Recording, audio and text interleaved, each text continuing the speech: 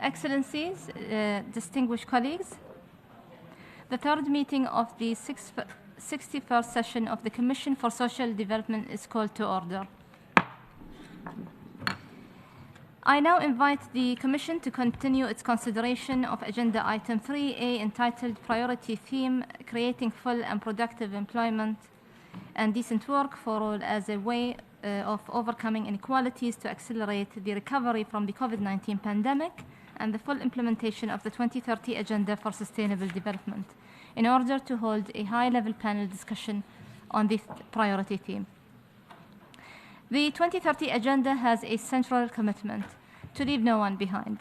This commitment places overcoming inequality at the forefront of policy discussions for the Agenda's implementation.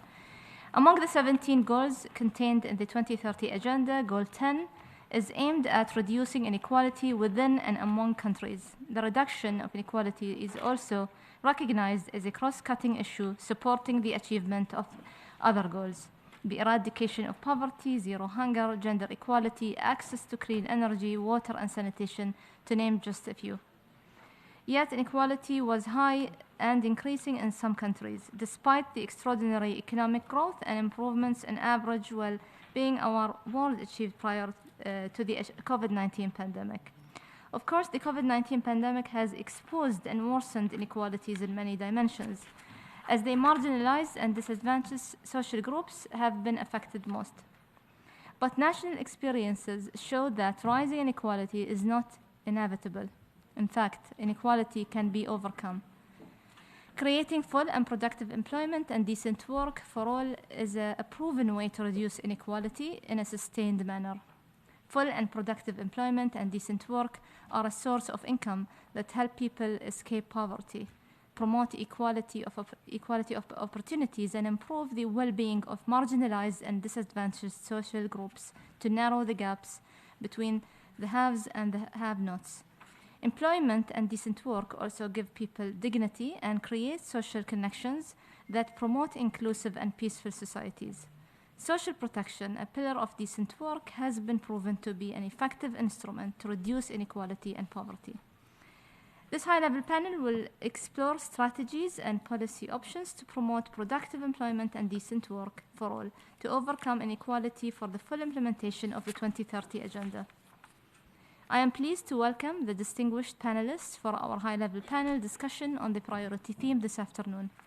His Excellency Rafael Egueno Rodriguez Pileser, Minister of Labor and Social Welfare of Guatemala, Mr. Dirk Andreas, Professor of Financial Law at the University of Luxembourg, Ms. Celine Thivenot, Senior Economist at the Fiscal Affairs Division, Spending Policy Department of the International Monetary Fund, the IMF, and Ms. Paola Simonetti, Director of the Equality Department of the International Trade Union Confederation, and Ms. Rose Nigogi, Executive Director of the Kenya Institute for Public Policy Research and Analysis, who is joining us by video link. I'm also pleased to welcome the moderator, Her Excellency Carmela Torres, Undersecretary for Employment and Human Resource Development in the Department of Labor and Employment of the Philippines. To begin this high-level panel discussion on the priority theme, I have the pleasure to welcome the distinguished keynote speaker, Ms. Manuela Tomei, Assistant Director General of the Governance, Rights and Dialogue Cluster of the International Labour Organization. I invite Ms. Tomei to address the Commission, please. Please, you have the floor. Thank you very much, Madam Chair, Excellencies, delegates, dear ladies and gentlemen. 8 years after its adoption, the 2030 Agenda for Sustainable Development is being put to the test by the COVID-19 pandemic, climate change, the war in Ukraine, and demographic and digital transitions. The pandemic, according to the latest figures of the WHO, has killed over 6.8 million people worldwide and pushed many other millions into extreme poverty and hunger. It has destroyed businesses and jobs, and many countries are still recovering from it, while the world is facing yet other crises. Existing inequalities in income from work and rights have widened, and discrimination and hostility towards women, migrants, and refugees has intensified in many countries. According to the last edition of the World Inequality Report, the top 10% of the global population currently takes 52% of global income, whereas the poorest half earns 6.5% of it. Women's share of total income from work is less than 35%, just a 5% rise relative to 1990. 214 million workers live in extreme poverty, in other words, on $1.90 a day. And their number is increasing in developing countries. Global labor markets are highly unequal, both in opportunities and outcomes. About 290 million youth globally are not in education, employment, or training. And if we disaggregate this figure by gender, we see that young women are faring much worse than their male peers. 2 billion people work in the informal economy. This means with unstable jobs and income, unhealthy and unsafe working conditions, and no social protection. The COVID-19 pandemic had a disproportionate impact on these workers. Indeed, they saw their earnings drop by 60% in 2020 because they were informal. The COVID crisis has also reversed a trend of declining inequalities among countries, laying bare their unequal capacity to absorb external shocks and put in place the necessary public and other health measures. The surge in wheat and oil prices in the fall of 2021, amplified by the war in Ukraine, has deepened food insecurity and is eroding the purchasing power of workers, especially those at the very bottom of the income distribution. This is fueling social riots and strikes in many countries around the world. The prospects of a more equal, inclusive, and sustainable world are rather bleak for the coming years. But we should not and must not despair. The pandemic has been an eye-opener in many respects. Let me just cite a few. It has exposed the interconnectedness of nations and peoples, as well as the fragility of the social gains made in the past decade. It has confirmed that high levels of inequalities cripple the resilience of people, workers, businesses, and society at large in the face of crisis. These inequalities also undermine social cohesion, political stability, and prosperity for all. The pandemic has also revealed that many countries were ill-prepared to weather it, although some managed better than others. Countries that fared better were ones that took measures to ensure employment and enterprise continuity, adopted emergency social protection measures, especially for vulnerable groups, and in so doing, engaged in social dialogue.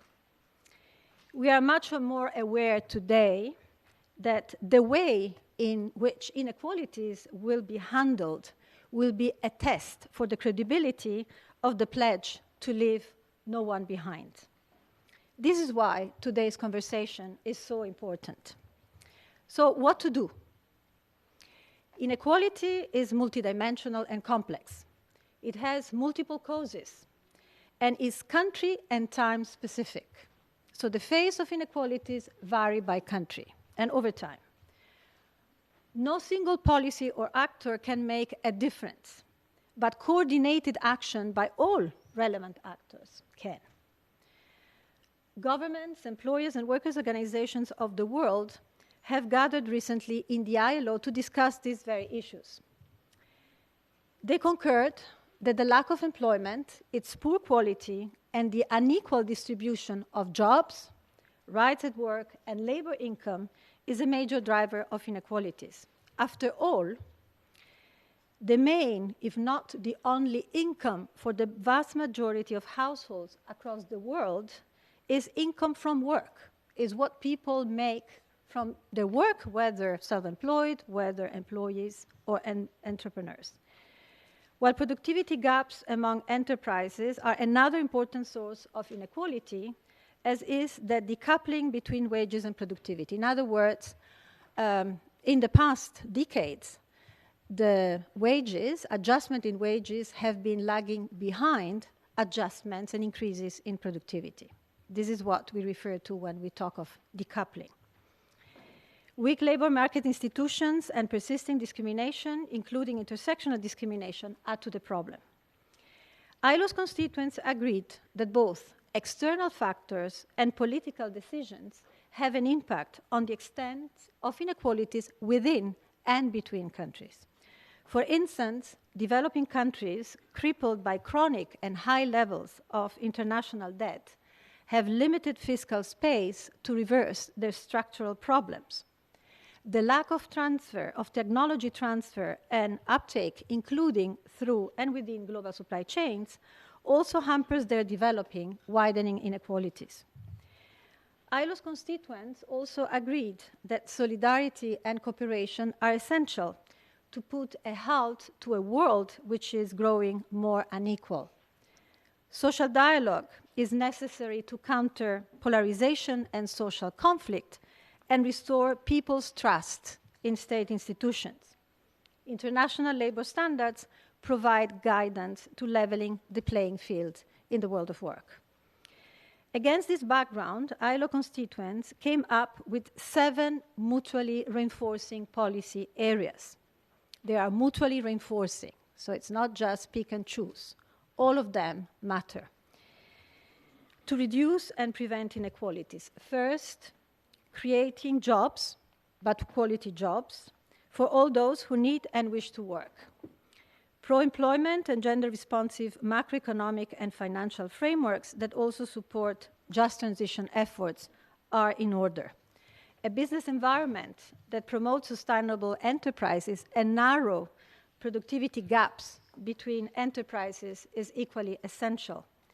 At the same time, inclusive labor market policies need to be put in place to allow the most vulnerable and disadvantaged to have access to work. Second, ensuring equal access to quality education and training, including lifelong training, and quality public services from early childhood. Third, advancing transformative gender equality and non-discrimination policies. This entails removing stereotypes, discriminatory laws and social norms at work and elsewhere. It also requires measures to tackle the 4 blocks standing in the way of women's economic and social empowerment: the unequal division of unpaid care work between genders, occupational gender segregation, unequal pay for work of equal value, and gender-based violence and harassment. Fourth, protecting workers against work-related deaths, diseases, and injuries, and against working poverty.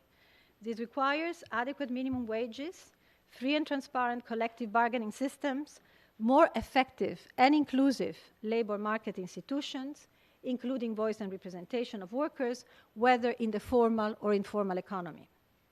Fifth, facilitating transitions of informal workers and economic units to the formal economy.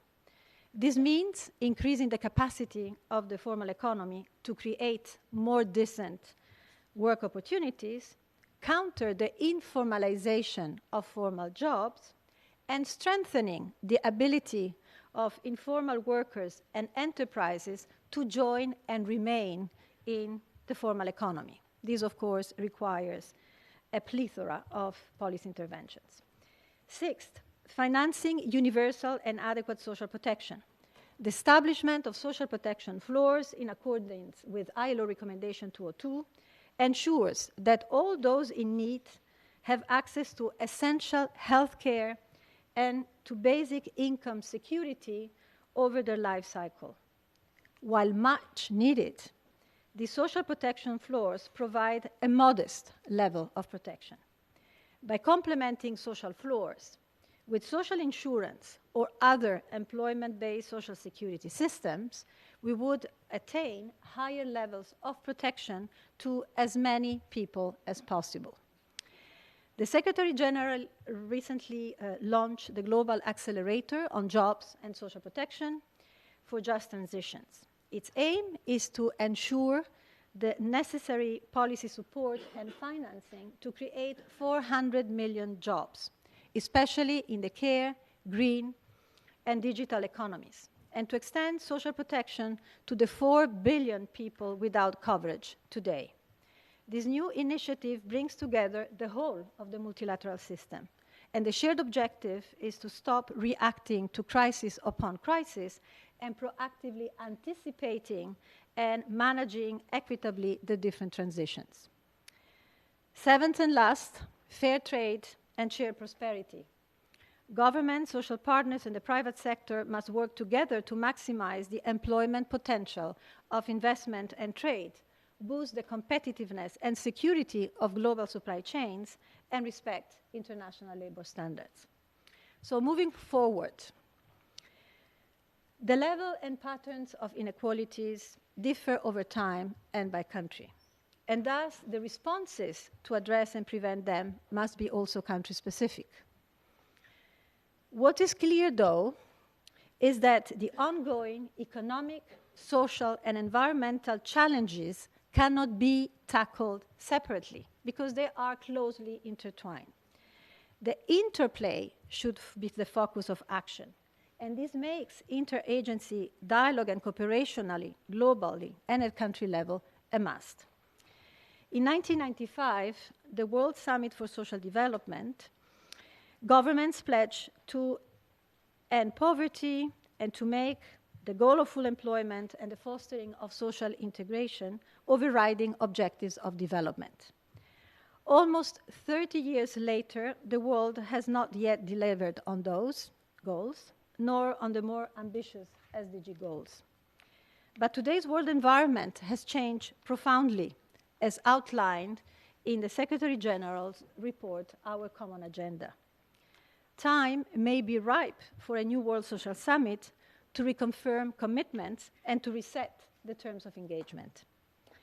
At the ILO, we aim to launch a global coalition for social justice together with a wide range of partners. The aim is to create global momentum to place social justice and decent work at the heart of national and global policymaking, in development cooperation, and financial, trade, and investment agreements.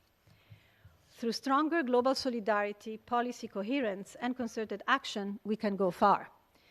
To conclude, growing inequality is not ineluctable, but a result of political choice. Decent work and social dialogue are concrete means to delivering a more equal, just, inclusive, and sustainable world. Learning from policy experiences across the world, as this session seeks to do, is therefore critical to designing fairer and more inclusive development paths. Thank you very much for your consideration. I thank Ms. Tomei for her keynote address.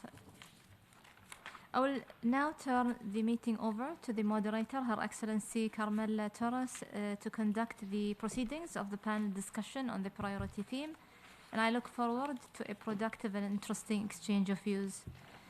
Before I hand over the floor, I wish to remind the panelists to keep within their allocated time limit of 10 minutes per presentation, and to delegations to keep within the 3-minute time limit during the interactive discussion. And I thank you, of course, all for your understanding.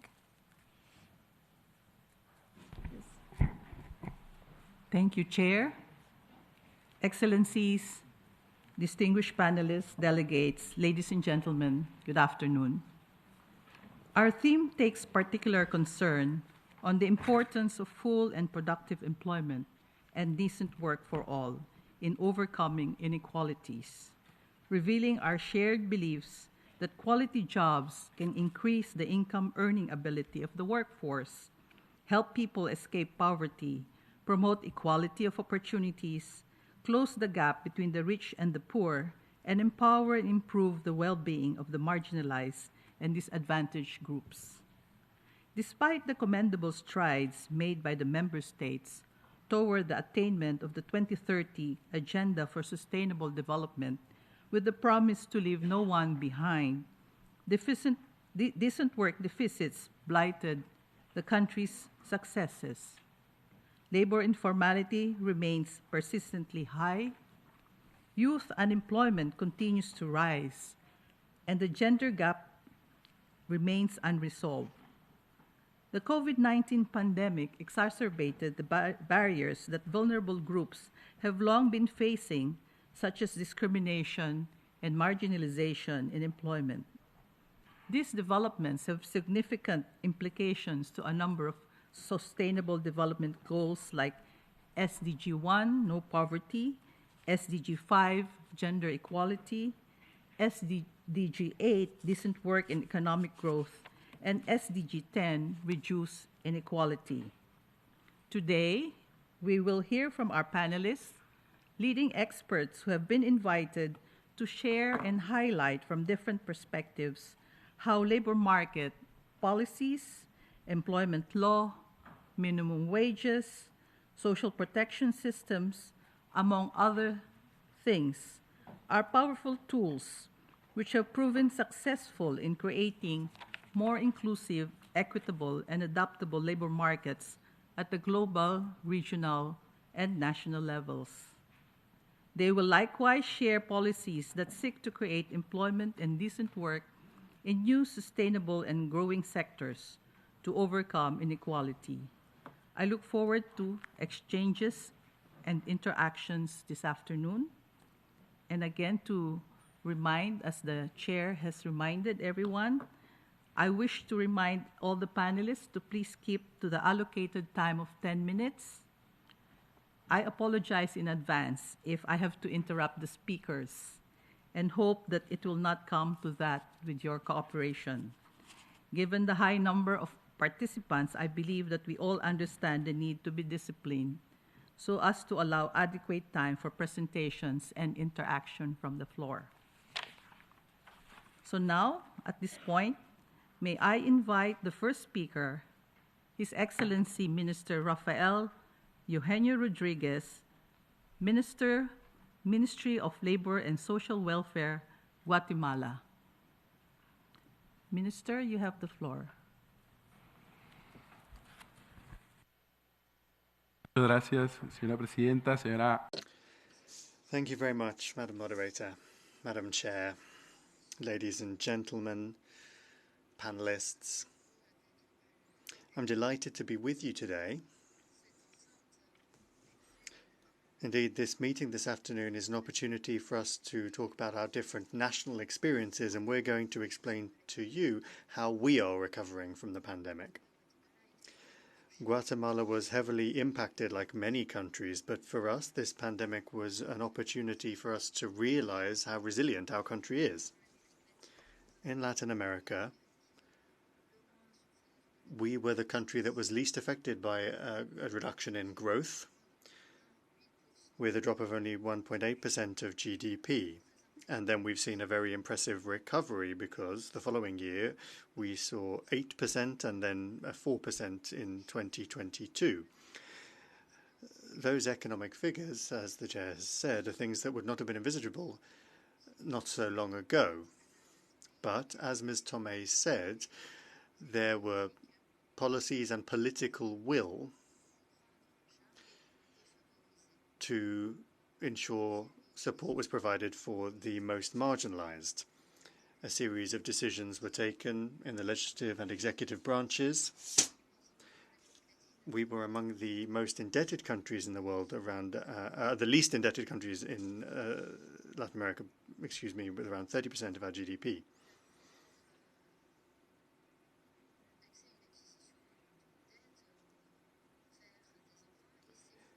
In order to have access to debt and loans, we were able to do that, and then we were able to give those funds to the worst off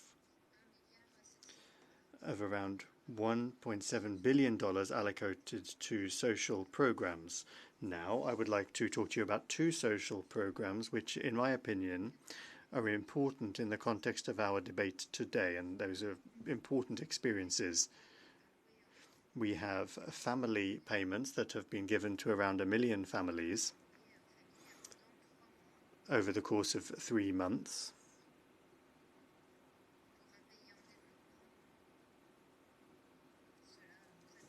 And for a developing country, this also allowed us to support those in the informal economy. This was a challenge for Guatemala and for many other countries. As has been mentioned, we have around 70% of the economy which is in the informal sector.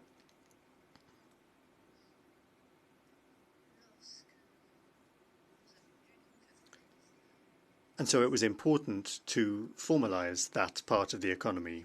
We thus established the Fund for the Protection of Employment. In addition to these various programs, we also attempted to put in place measures to support everyone living in Guatemala with healthcare policies and guidelines to ensure that this recovery supported the entire population.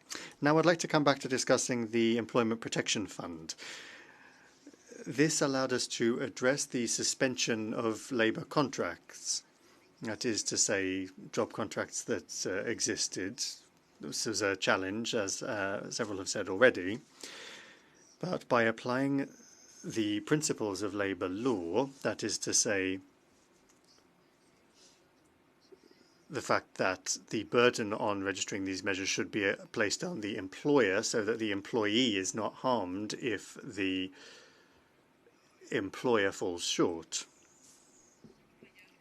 All employers stressed the need that they maintained labor relations with their employers during the pandemic, and this allowed the employees to get accelerated access, expedited access to those funds.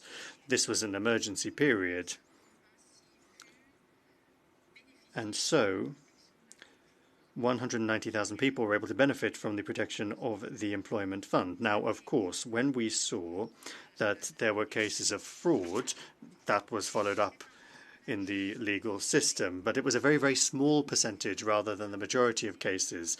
We indeed saw that a large number of employers who previously favored the informal sector had since come into the formal sector. And this economic recovery that I'm talking to you about is also visible through a number of key indicators, namely contributions to Social Security in Guatemala.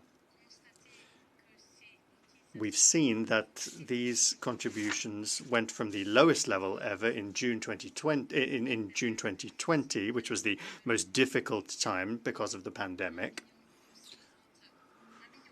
1.23 million contributors in 2020, and then we got to 1.4 million in 2022. This allowed us to improve the situation, and we saw an increase in the number of those contributing to Social Security compared with the period before the pandemic. Of course, a great many challenges need to be overcome because more than 140,000 students are going to come onto the jobs market soon, and that's a challenge for countries such as Guatemala. Now, how can we integrate those people and continue to do so in the labor market? The National Decent Work Policy has various different pillars. Job creation, developing human resources, which is linked to upskilling, and the development of professional capacities. All of this creates an environment conducive to the development of companies and transitioning also towards the formal sector. I would like to focus a little bit on one of these pillars, an area related to the development of human capital, of human resources. We saw that there was an increase in foreign direct investment when it comes to a certain type of company. But there were very few people we had who spoke English and who were able to take advantage of these new job opportunities. So we set up a coordinated program within the Labour, Education and Employment Ministries, along with the Congress of the Republic, and we also enjoyed the support of the European Union to set up a fund for 24,000 bursaries, grants. And those allowed people to be certified as English speakers in the English language and subsequently find decent work thanks to those English language skills with a salary that would be almost twice as much as the minimum wage. The third pillar consists of creating a business-conducive environment, a business-friendly environment. One of the priority projects was to ensure that state revenues could be reinvested in areas where there weren't businesses, for example, rural areas that were very difficult to access in Guatemala. And so 2 years ago, we set up the school food program, the school feeding program. This is a program through which, in the pre-primary and primary levels, school meals were given to all pupils. This was a priority for our president, and the aim of the program was to ensure that the resources that were invested remained at the local level, on the ground, so that farmers would be able to provide these healthy foodstuffs to the children in their local schools.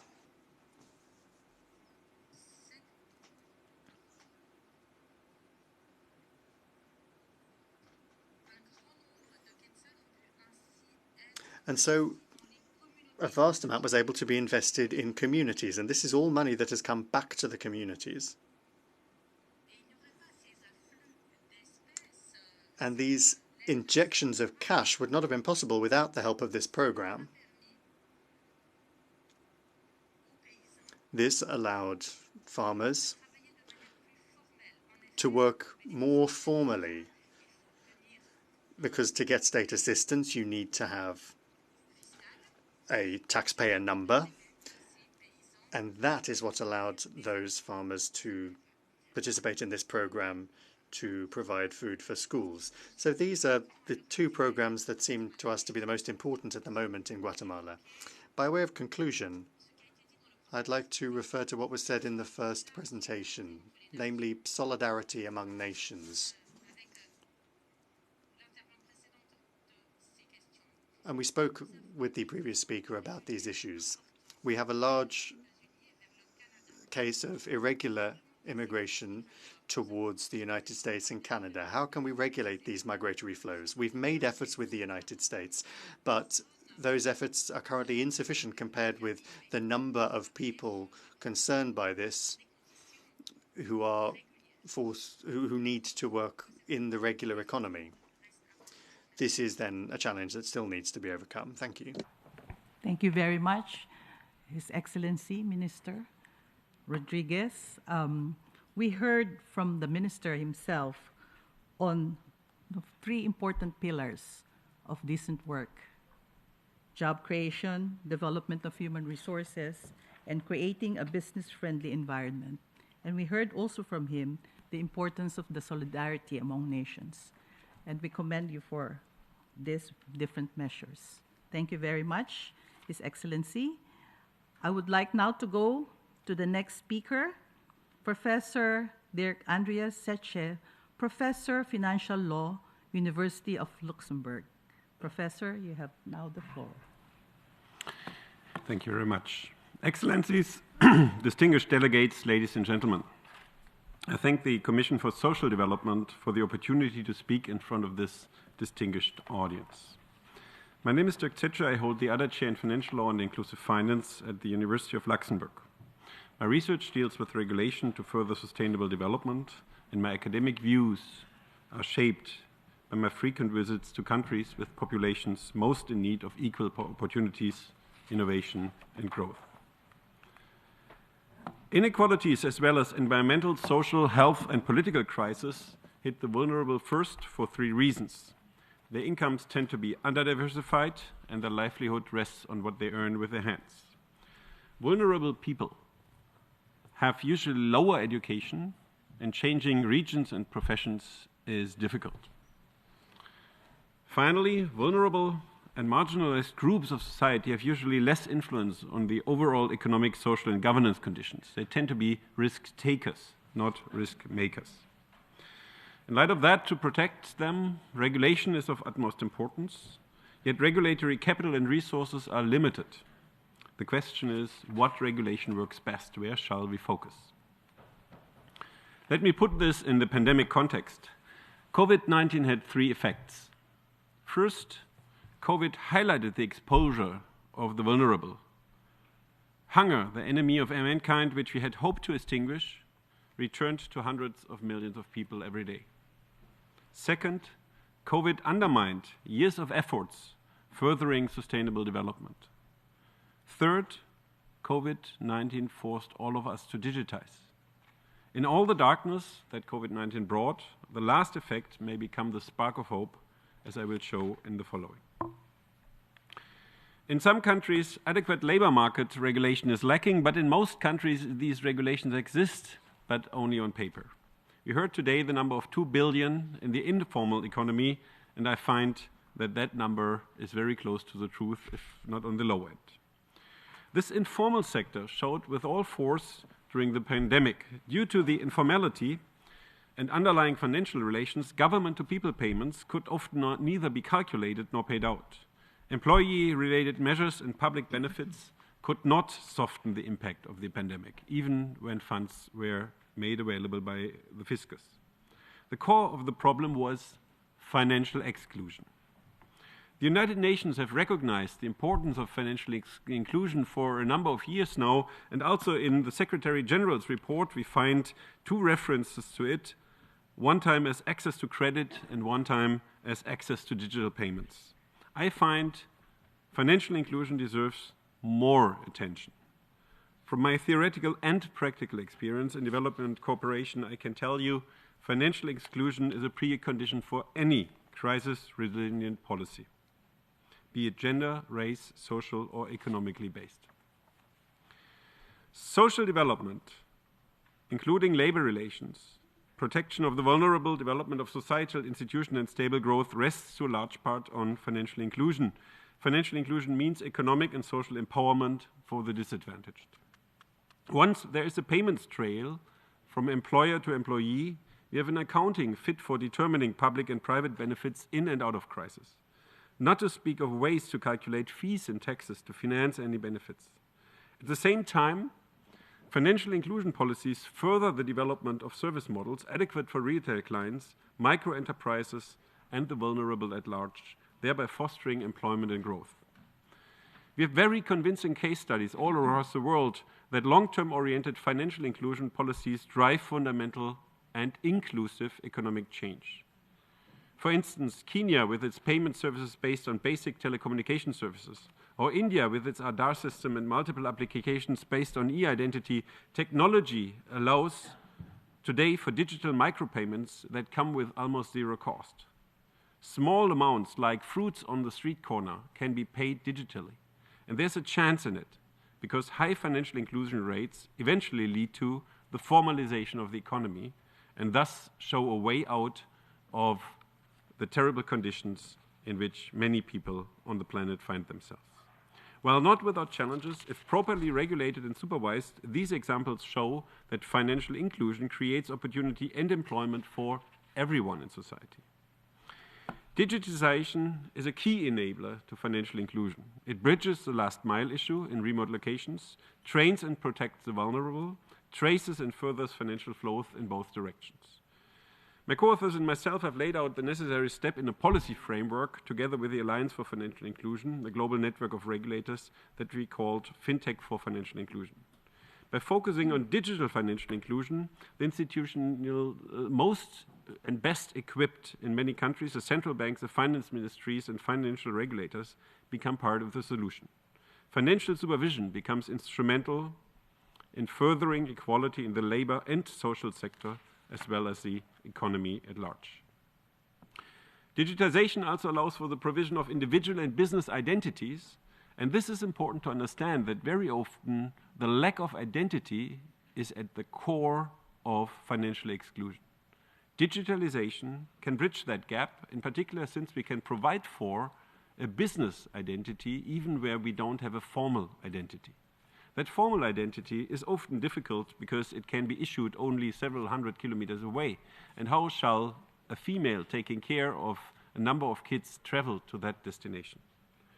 In most parts of the planet, women take care of their children, and that also means most of them are excluded from the formal identity system when they need a formal ID.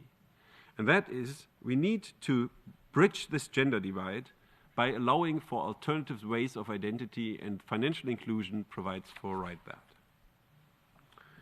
As our keynote speaker today stressed rightfully, environmental and social distress are intertwined. Often social difficulties stem from environmental stress. For instance, where water is scarce or storms are plenty, the discriminated and vulnerable will feel this first for economic imbalance and lack of diversification. The exposure turns into real-world hardship in times of environmental crisis. It is much harder for women that have to take care of children and families to change places when environmental conditions change. And where men hold control over financial flows and critical infrastructure, we can be sure this control is exercised most beneficially for the control holder first. For these reasons, the term sustainable development encompasses environmental, social, and governance dimensions. It is my view that any effort aiming at employment growth and equal opportunities long-term needs to focus on financial inclusion first as part of a comprehensive strategy that involves social, environmental, and governance matters. Again, with AFI, we have laid out the necessary step in a policy framework called Roadmap for Inclusive Green Finance Implementation, where we bridge the social and the environmental aspects, because these are the two main causes of crisis today. We find that an official IGF policy is necessary for two reasons. First, markets are poor at assessing uncertain long-term risks due to the lack of reliable data regarding the future. Second, inclusion and the environment are public goods, and individual entities do not directly reap the full benefits from investment in financial inclusion and environmental protection. In the absence of regulation, private actors will underinvest in inclusion and environmental protection, and this is regardless of whether we speak about social, labor, or financial inclusion.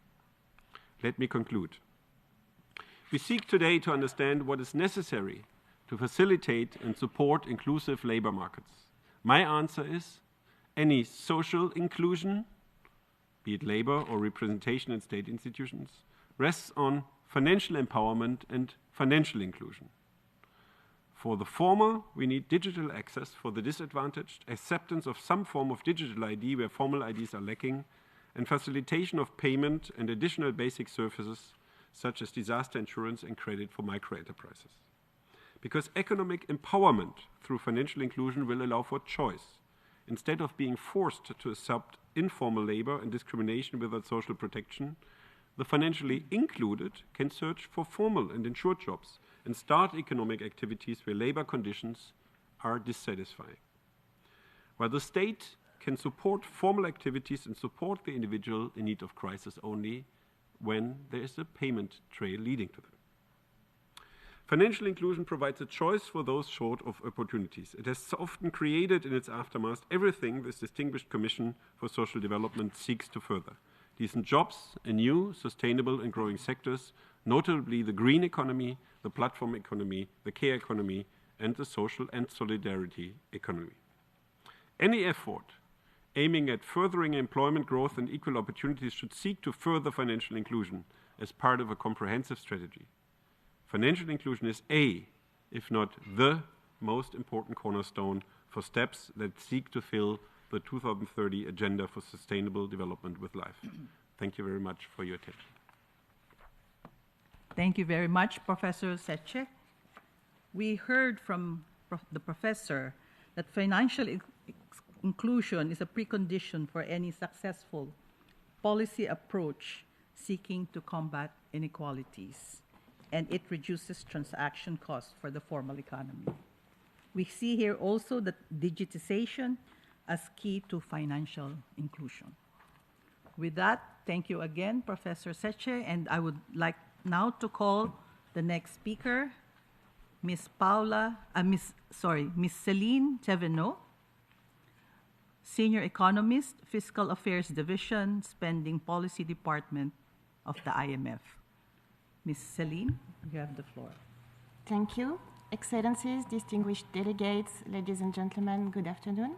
Today I plan to talk about the impact of COVID on inequalities and how redistribution and access to public services can help to overcome inequalities, especially on the labor market and after COVID. So first of all, let me take a step back and remind you where you used to be with inequality before COVID hit. So before COVID, there was an overall consensus that inequality was at a high level, but that it was decreasing overall. It was decreasing because inequality was decreasing in many low-income and emerging economies on one side. It was increasing in some advanced economies on the other side, but overall, the trend was towards a decrease of inequality overall. So inequality was decreasing, but it was still at a high level, and it was raising several concerns. First of all, there were connections of different forms of inequality. Inequality in wealth, inequality in opportunities, inequality in access to health, education, and of public services in general. The second concern was that there was a high transmission of disadvantage from one generation to the next. The outcomes of parents were very much likely to determine the outcomes of children. And the third concern was that there were long-term challenges such as climate change, digitalization, or technological progress, which were likely to put an increased pressure on inequality. And then COVID hit. So it was very quickly obvious after COVID that the most vulnerable were much more likely to be impacted by COVID.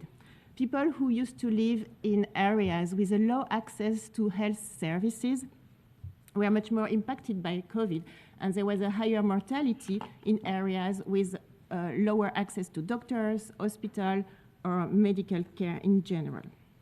People who used to live in areas with low access to water, sanitation, people who had to use public transportation were less able to practice social distancing, and they were much more vulnerable towards COVID. On the labor market, of course, the more vulnerable were also much more impacted because they were less likely to be in teleworkable jobs. They were less likely to be in secure employment and to enjoy to be protected by social safety nets. So groups such as young people, women, low-skilled people in the informal sector were more likely to be impacted by COVID. People with low income had also less saving, and they were also less well covered by social protection, and as a result, they experienced a larger risk to enter poverty. As a result, in 2020, we estimated that 95 additional people could have fallen into extreme poverty compared to a situation where there would have been no COVID. But it was not only about the short-term consequences of COVID. There is also a risk of long-term consequences, and in particular, because of education. On the chart on the right of this slide, you can see the education losses in average in advanced economies and in emerging market and developing countries. What we see is that in emerging market and developing economies, almost the educational losses of young people were almost twice as in advanced economy. Almost half of a year on average was lost for young people. And what we see also in this chart is that as in advanced economies, as in emerging market and developing economies, the impact for the children in the lowest income quintile, at the bottom of the income distribution, was stronger than the impact for children living in better off families. So as a result, action is needed to mitigate inequality, and our advice is that this action should focus on 3 different steps. The first step is pre-distribution.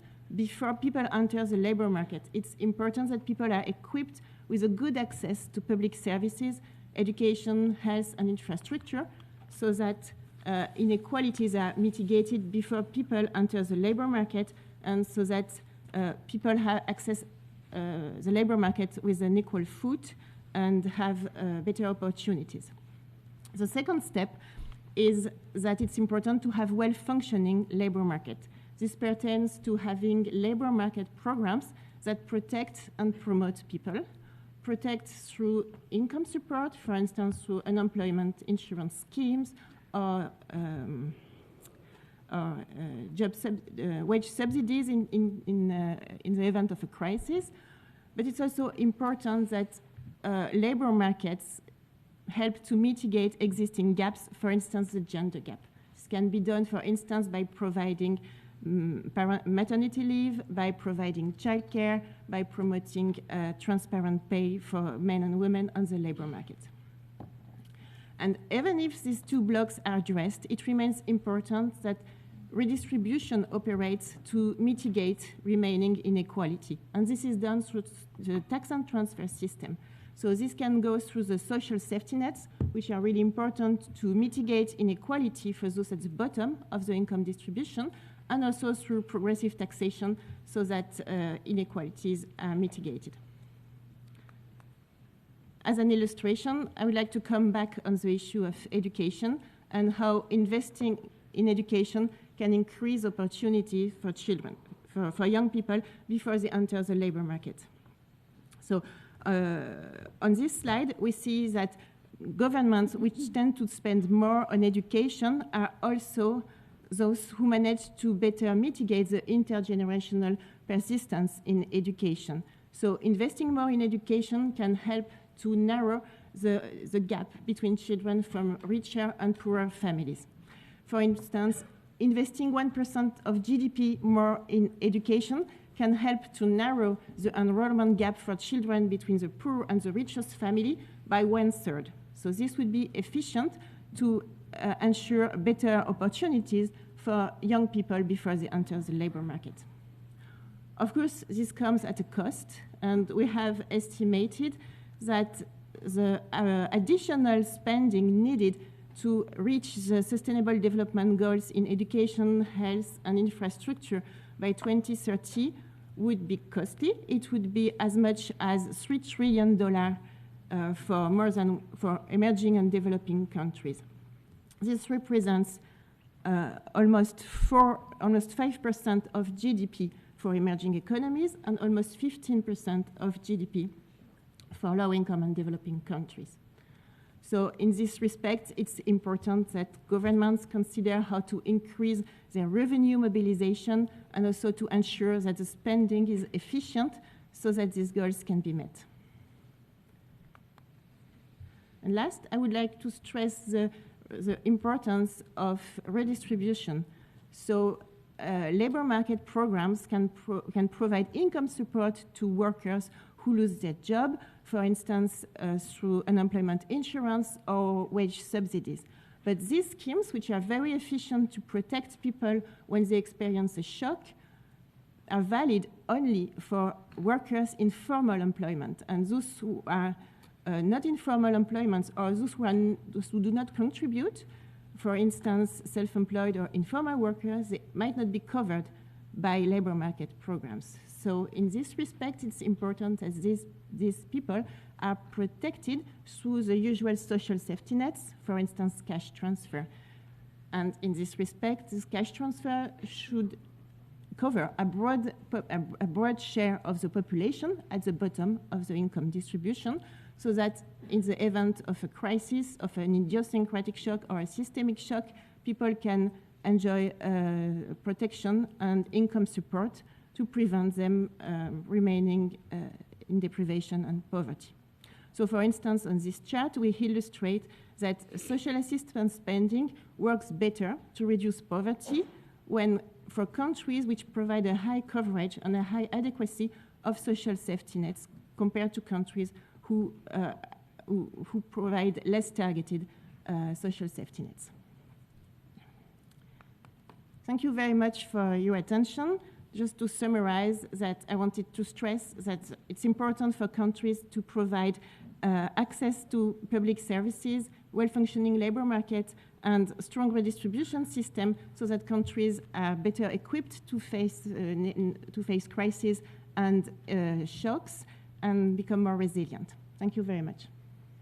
Thank you very much, Ms. Stevenot, and well said in the summary. So I won't repeat the summary anymore. Thank you very much for your contribution. I would like now to go to the next speaker, Ms. Paola Simonetti, Director, Equality Department, International Trade Union Confederation, ITUC. Madam, you have the floor. Thank you. Thank you very much, Madam Chair, distinguished delegates, excellencies. I'm speaking today on behalf of the International Trade Union Confederation, which is the global body of the trade unions representing 200 million workers in 168 countries.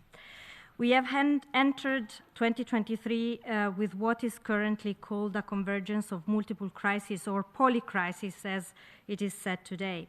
So we know that pandemic is still with us, unfortunately. Wars are on the rise, democracies and the rule of law are increasingly under attack, bringing along hideous gender discrimination and persecution of women. And then, of course, the environmental and climate crises are inevitably accelerating, destroying lives and livelihoods. The consequences of this polycrisis increase the already existing inequalities within and among countries. As the keynote speaker clearly illustrated, the world of work in particular is paying a high price. Already severely hit by the pandemic, the current energy crisis and the rising inflation are eroding the purchasing power of workers and their families.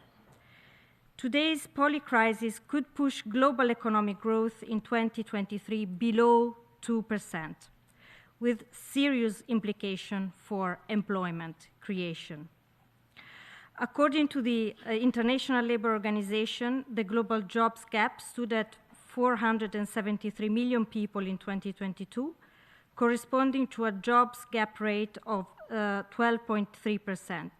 The jobs gap for women is 15% compared to the 10.5% for men. And then, as it was already underlined, 2 billion people are trapped in the informal economy, with most of the world's people lacking social protection.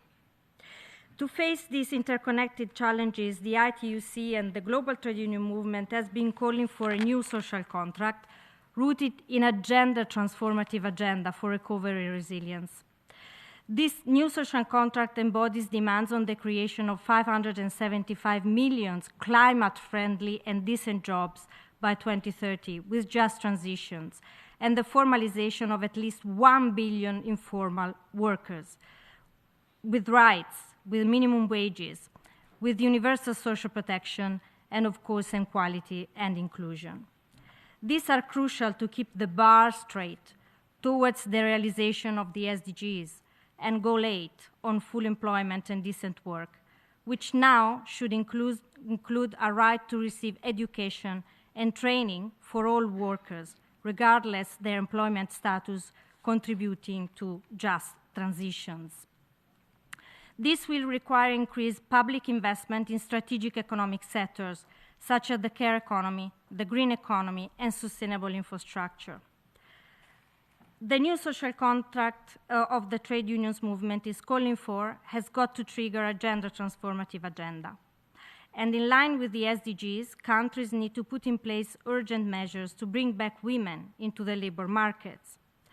The care economy is crucial to realize the ambition of women participation to the labor market and on building a fairer and more inclusive society, as 2/3 of the global care force are women, often trapped in underpaid, precarious, and informal jobs.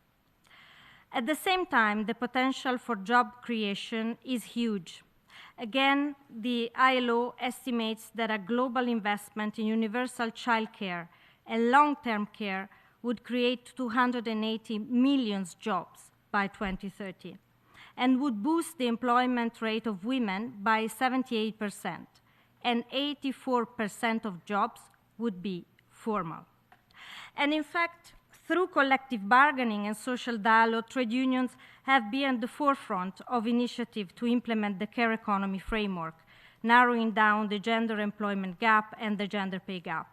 For example, in Canada, during the COVID-19 crisis, the labor movement built on decades of campaigning to win major investment in care, to expand public care infrastructure, and establish a national child care system. In Dominican Republic, unions successfully engaged to obtain improved working conditions and remuneration levels for care workers, in particular domestic workers. And then in Spain, where they have pioneering the implementation of the EU directive of work-life balance, trade unions were in the forefront in this respect. Therefore, we strongly demand governments to support the implementation of comprehensive care economy frameworks everywhere, increasing investments, and to join the Global Alliance for Care promoted within the United Nations. The second important point that I would like to make is really the lack of equal pay for work of equal value. It was mentioned before. This is one of the main factors hampering equitable and inclusive labor markets. SDG 8 enshrines equal pay amongst its targets, underscoring that an equitable and inclusive world of work is a precondition to gender equality and societal progress overall. Inclusive labor market policies, measures to formalize informal work, and measures tackling occupational segregation and discrimination have proven right in reducing gender pay gaps and have adopted living minimum wages. So governments, once again, should step up their commitments in this direction. And then finally, last but not least, social protection. Social protection is, of course, central when it comes to economic and social stabilization, but also to increase resilience and fighting poverty and inequalities. This is why governments must prioritize investment to extend social protection to achieve universal coverage in line with the International Labour Organization standards. At the same time, greater international solidarity is needed to support countries which lack sufficient domestic resources to finance social protection in the short term. So we talk about a global social protection fund.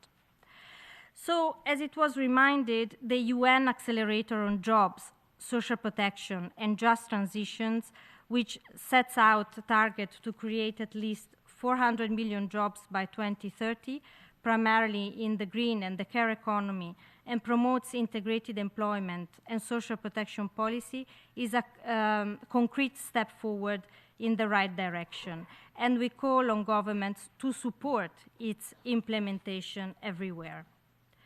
The priorities above are at the heart of the trade unions' demands for a new social contract to address current major deficit in the world of work, including ensuring equality, non-discrimination at the workplace, at the ILO Convention C190 on ending gender-based violence and harassment tell us.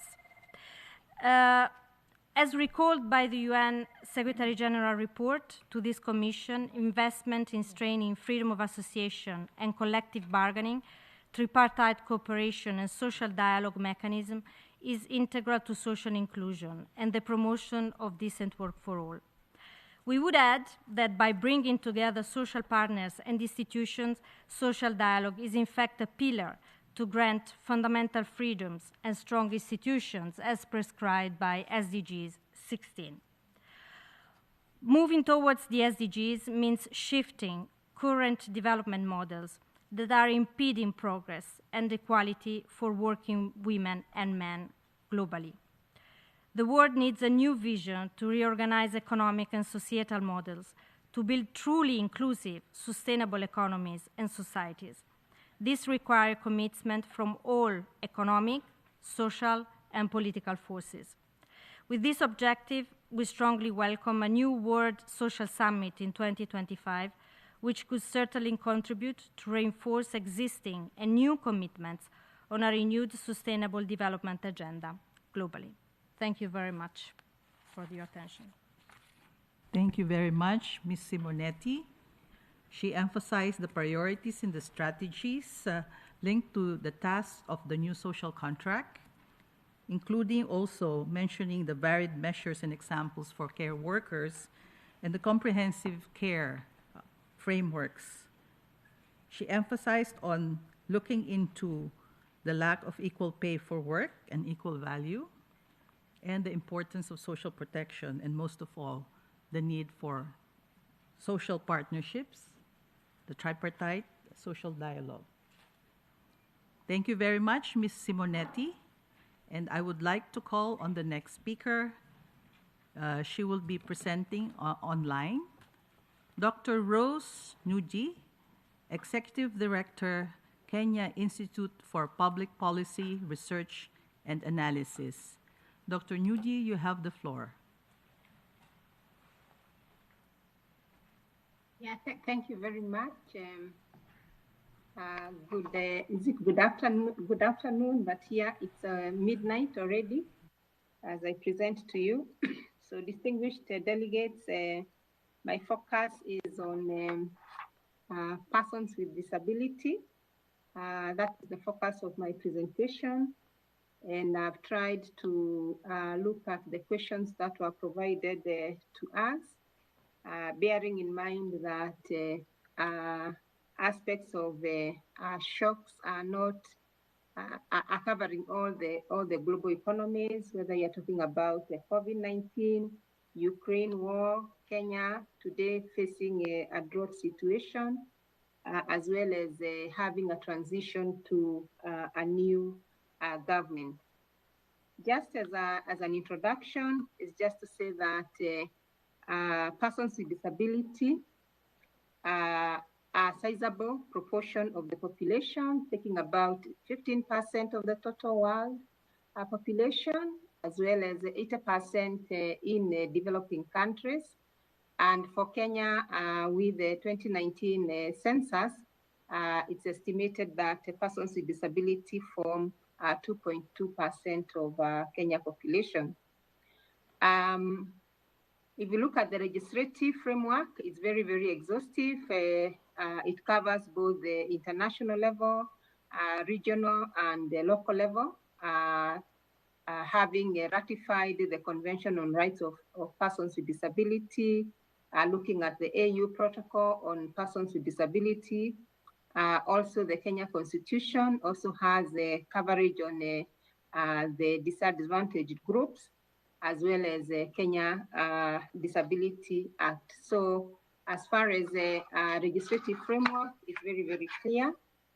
But what do we find on the ground? We find on the ground almost similar to what other studies have shown. One is that women tend to be more in terms of the prevalence of persons with disability.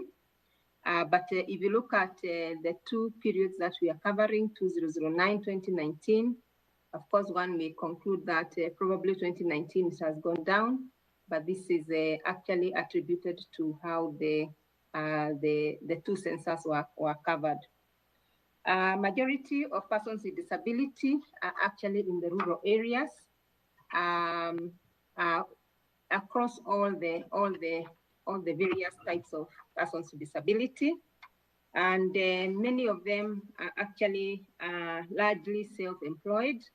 So whether you're talking about informal sector or you're talking about small-scale agriculture, a significant proportion of persons with disability, that's where you'll find them.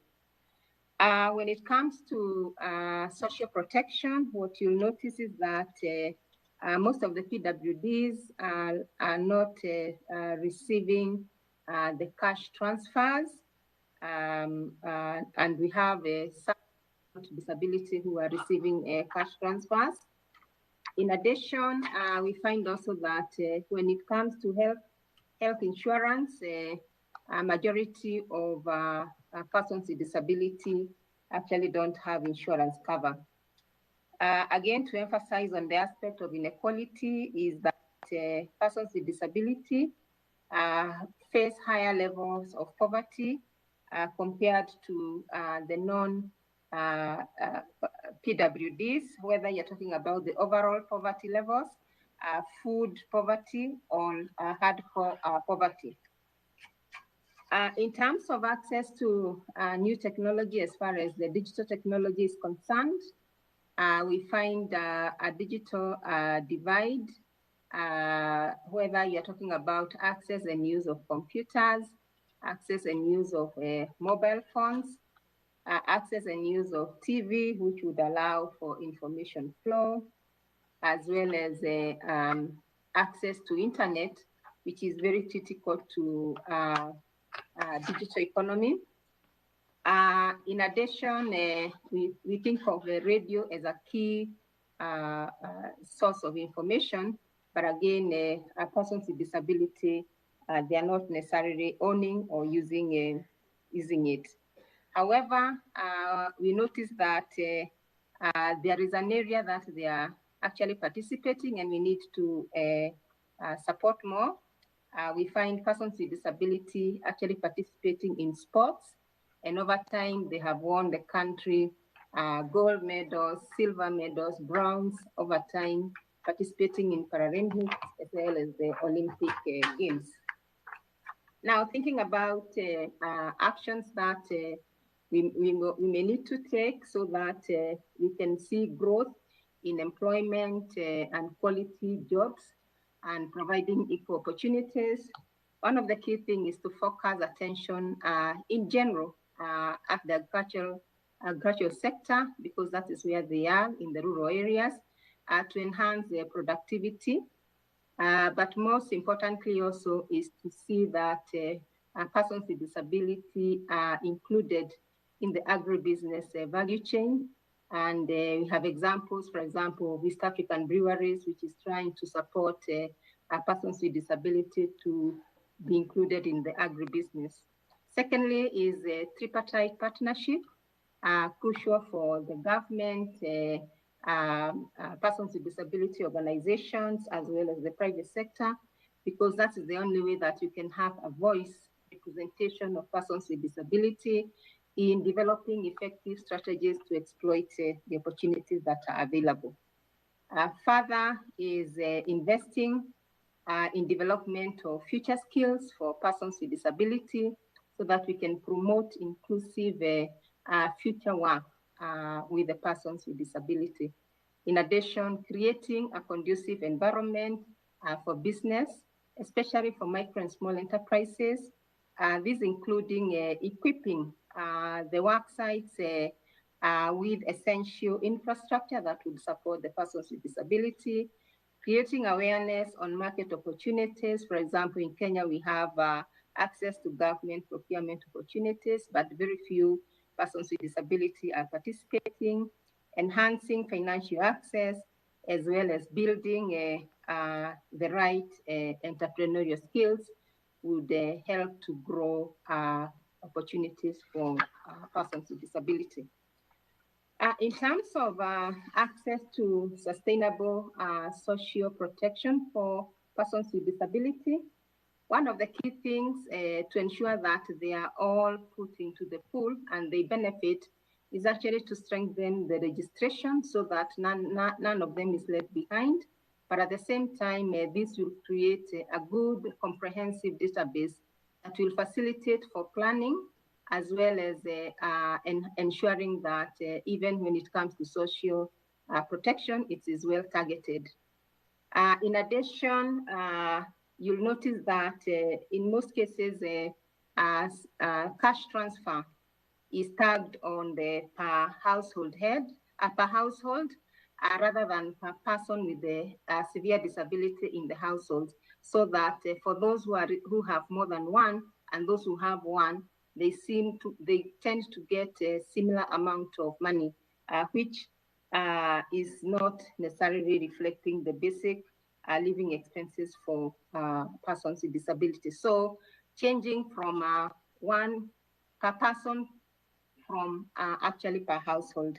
In addition is the caregiver, having social protection policies that also covers the caregivers, because in most cases, some of these caregivers, they don't have time to engage in income-generating activities, and then taking care of the life cycle-based disability benefits, because at each stage, at each point in lifetime of a person with disability, they have different needs to take care of in their life.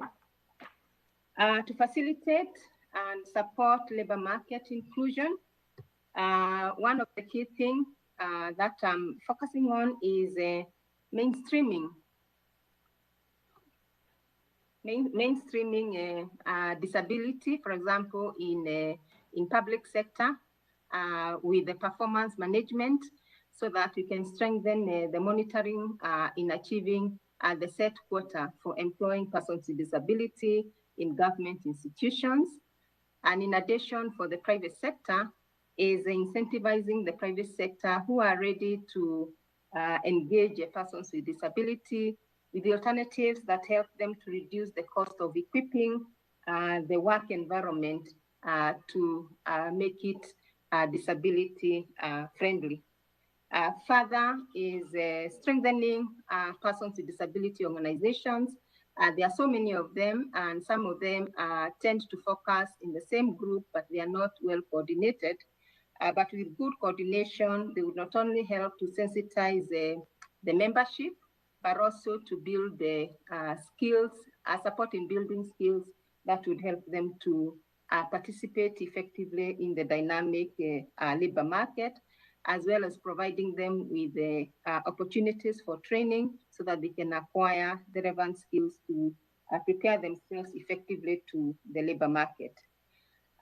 Promoting making the workplace suitable for persons with disability is essential, but a key question that we need to settle in is who actually provides the assistive technologies.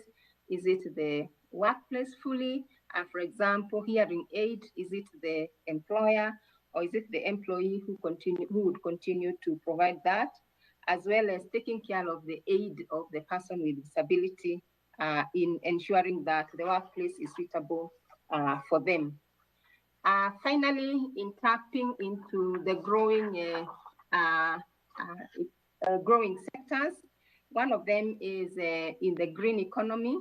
And in the green economy, you'll notice that for each country, they have, even Kenya, committed to the national determined contributions, which provide a very specific adaptation and mitigation actions and responses that are required.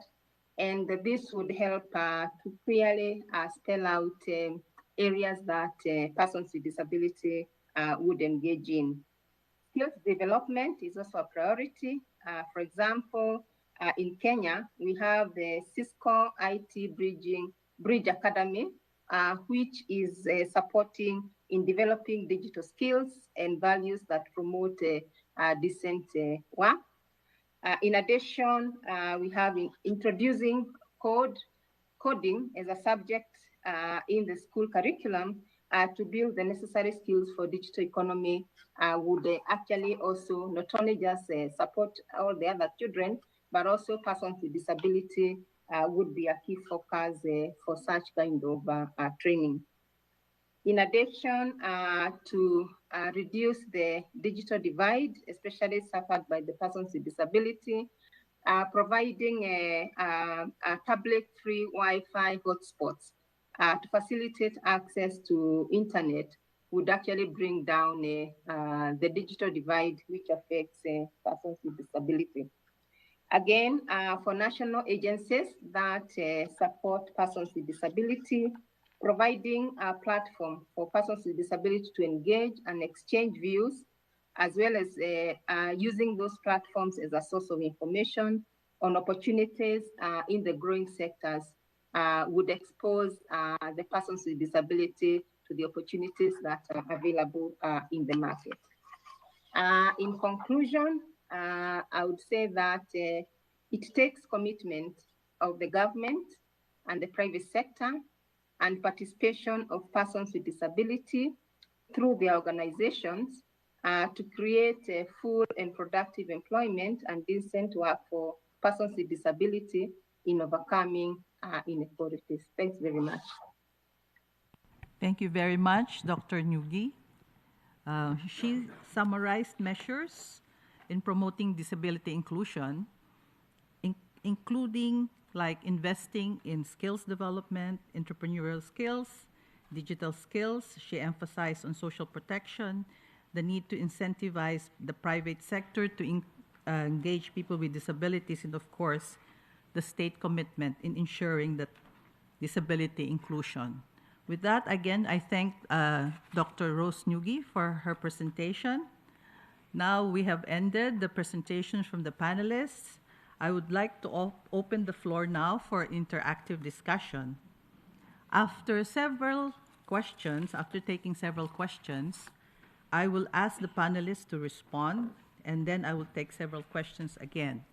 But I also take this opportunity to remind of the 3-minute or less time for interventions.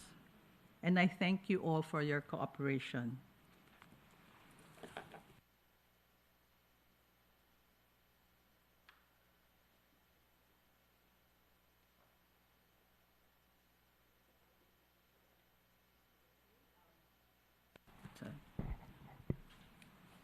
We have now the European Union.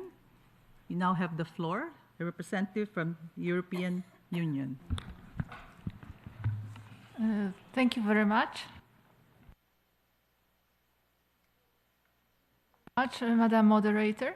I would like to point out that the world nowadays requires, of course, more solidarity and cooperation to meet the commitments of Sustainable Development Goals. I think this is a conclusion that we can draw listening to all the interventions this morning and this afternoon. And in particular, including ensuring full and productive quality employment and decent work, adequate wages, and this all happening in the context of twin transitions to green and digital economy. And in those difficult, challenging times, it is a global challenge to ensure that the rights of all workers and their dignity are respected. And in particular, regarding the effective implementation of freedom of association and collective bargaining, which are important enabling rights for realization of other labor rights, such as eradication of child labor and forced labor, such as elimination of discrimination at work, and guaranteeing occupational health and safety and universal social protection. Having this in mind, I would like to ask 2 questions to the panelists. First, what do you think is the role of formalization of employment and related respect for international labor standards in ensuring sustainable livelihoods, well-being and dignity of workers? And the second question, how can educational policies be mobilized, especially regarding vocational training, to ensure that young persons overcome difficulties in finding initial employment? Thank you. Thank you very much. May I request the panelists to respond? Ms. Tomei, would you like to respond?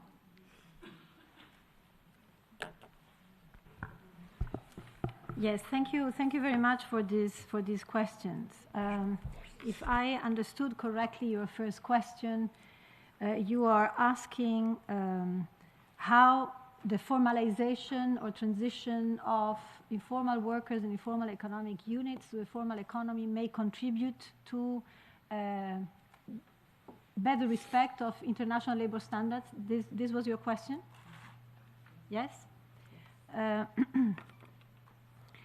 Well, I mean, the definition of informality, indeed, is all those workers or economic units, but let me focus on workers that indeed fall outside the scope of labor law, occupational safety and health, and social security or social protection coverage.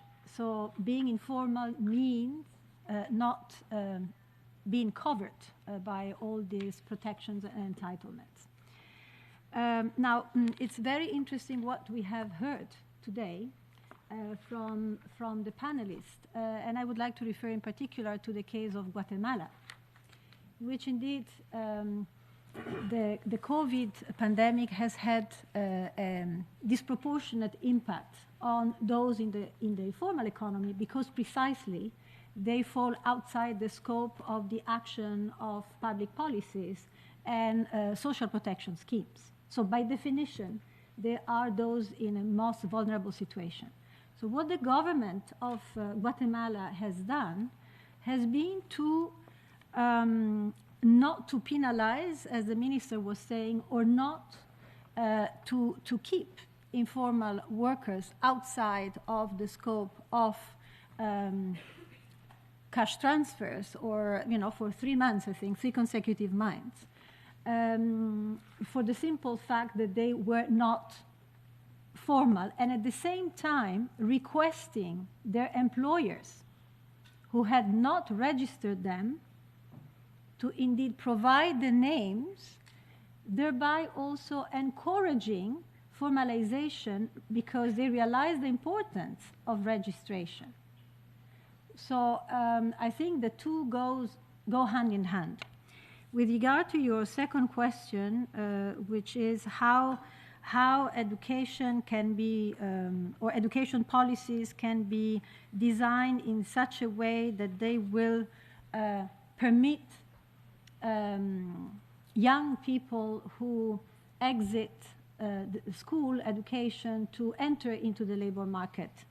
Well, there are indeed the active labor market policies. I think that a reference to the importance of active labor market policies was made by the representative from the IMF, which means that you need to have some sort of dedicated, targeted measures that are aimed at facilitating the transition from school to work, while at the same time ensuring a greater connection between the school and the world of production, in order to identify what are the set of skills, the set of competencies, attitudes that are in demand from the world of work, so that indeed school curricula and vocational training and other programs can be designed with a view to addressing the need of labor markets.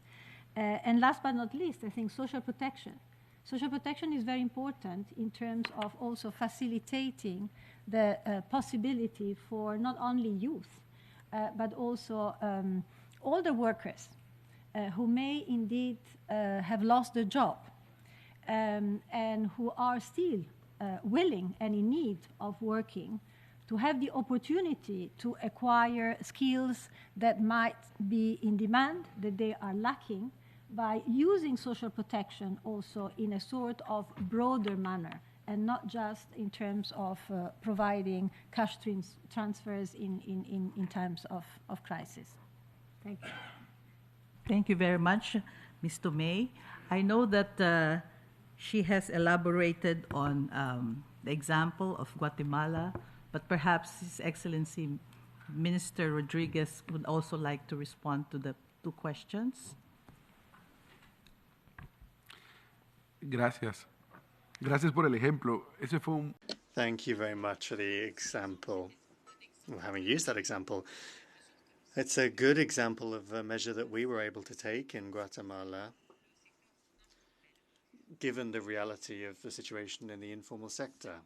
Now, how can we increase the share of the formal economy and formalize the informal economy? Well, I'd like to give you 2 other examples.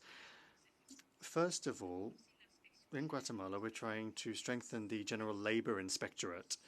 Inspections are really the backbone of this entire effort. We must make sure that work is made more ethical, more transparent, and it is essential that we ensure that these inspections are carried out so that formalization becomes a reality, because very often someone works in the informal sector even though they could very well be working in the formal sector. For example, traders working in major markets, in big markets.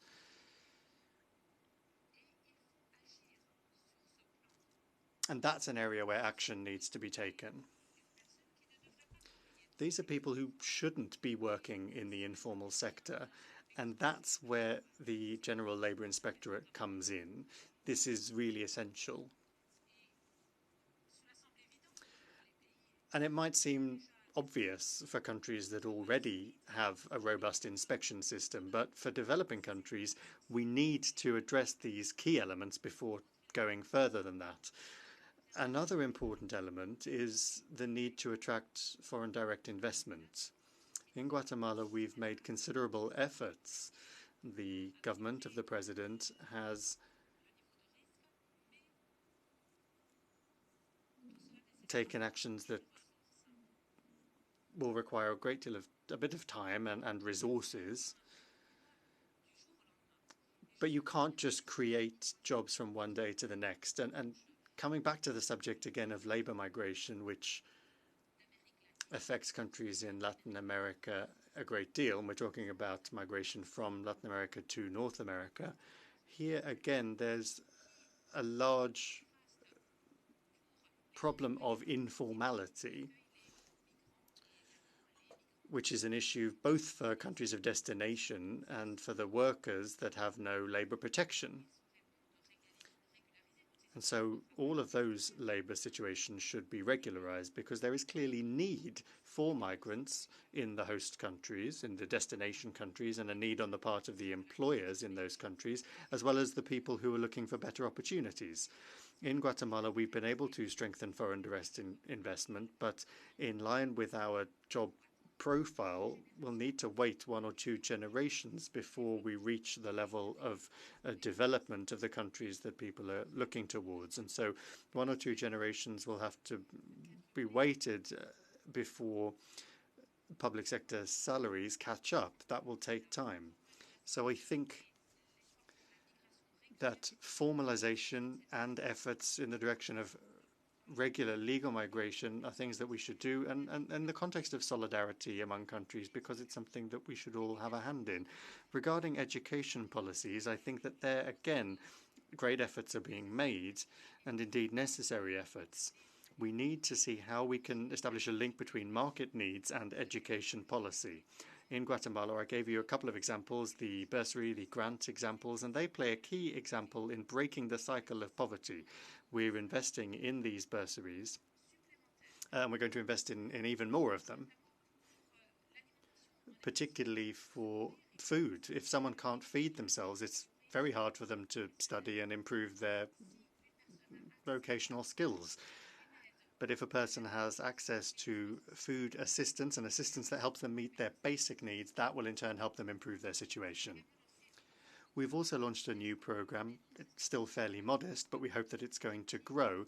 And the aim of that program is to increase and improve apprenticeship contracts. On the one hand, this helps the businesses, and on the other hand, it helps the young people who are entering the labor market. So these are the efforts we're making to formalize these areas of the workplace. Thank you. We emphasize on the importance of apprenticeship here. So the need really to train the youth on the apprenticeship program. Thank you very much, Minister Rodriguez.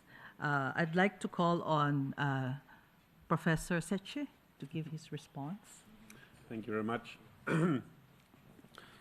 Disregard of labor laws usually follows a certain pattern. We cannot expect private enforcement. Private enforcement means that those who are basically disadvantaged to take action because they face a threat of exclusion. When they have the reputation of being difficult, they don't get any type of work, and since they depend on the work for the livelihood, we cannot expect them to take action, so we can only rely on public action, public enforcement. And there we have usually a triangle: cost of compliance, low risk of getting caught, and size of penalties. And the low risk of getting caught is usually because handiwork is non-traceable. once it is done, there is no print on it who has delivered it. For that reason, my argument that financial inclusion helps because it provides evidence that there was some type of value transfer that brings in some evidence that we can use as a basis for ongoing public enforcement. For that reason, the cash-based society is also a first recipe of getting out of the public enforcement trail. Yeah, for that reason, I think financial inclusion has some very, very positive benefit because it allows for public enforcement, but private enforcement is very unlikely to work. The other question about educational capacity, we know that we can mobilize theoretical training. We have done so extensively throughout the pandemic. There were some losses, but it is possible. Yeah. We have a huge problem of mobilizing practical training. Practical training, however, is extremely important when we want to have skilled labor, in particular when we want to train people in non-academic skills.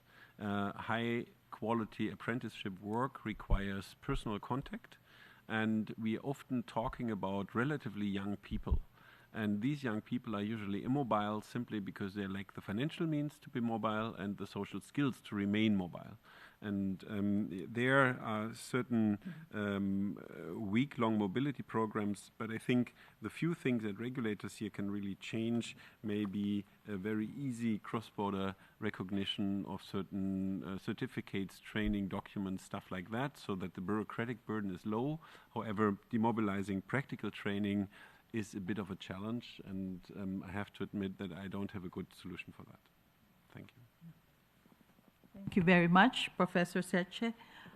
I know that you have mentioned education as providing increased opportunities in your presentation.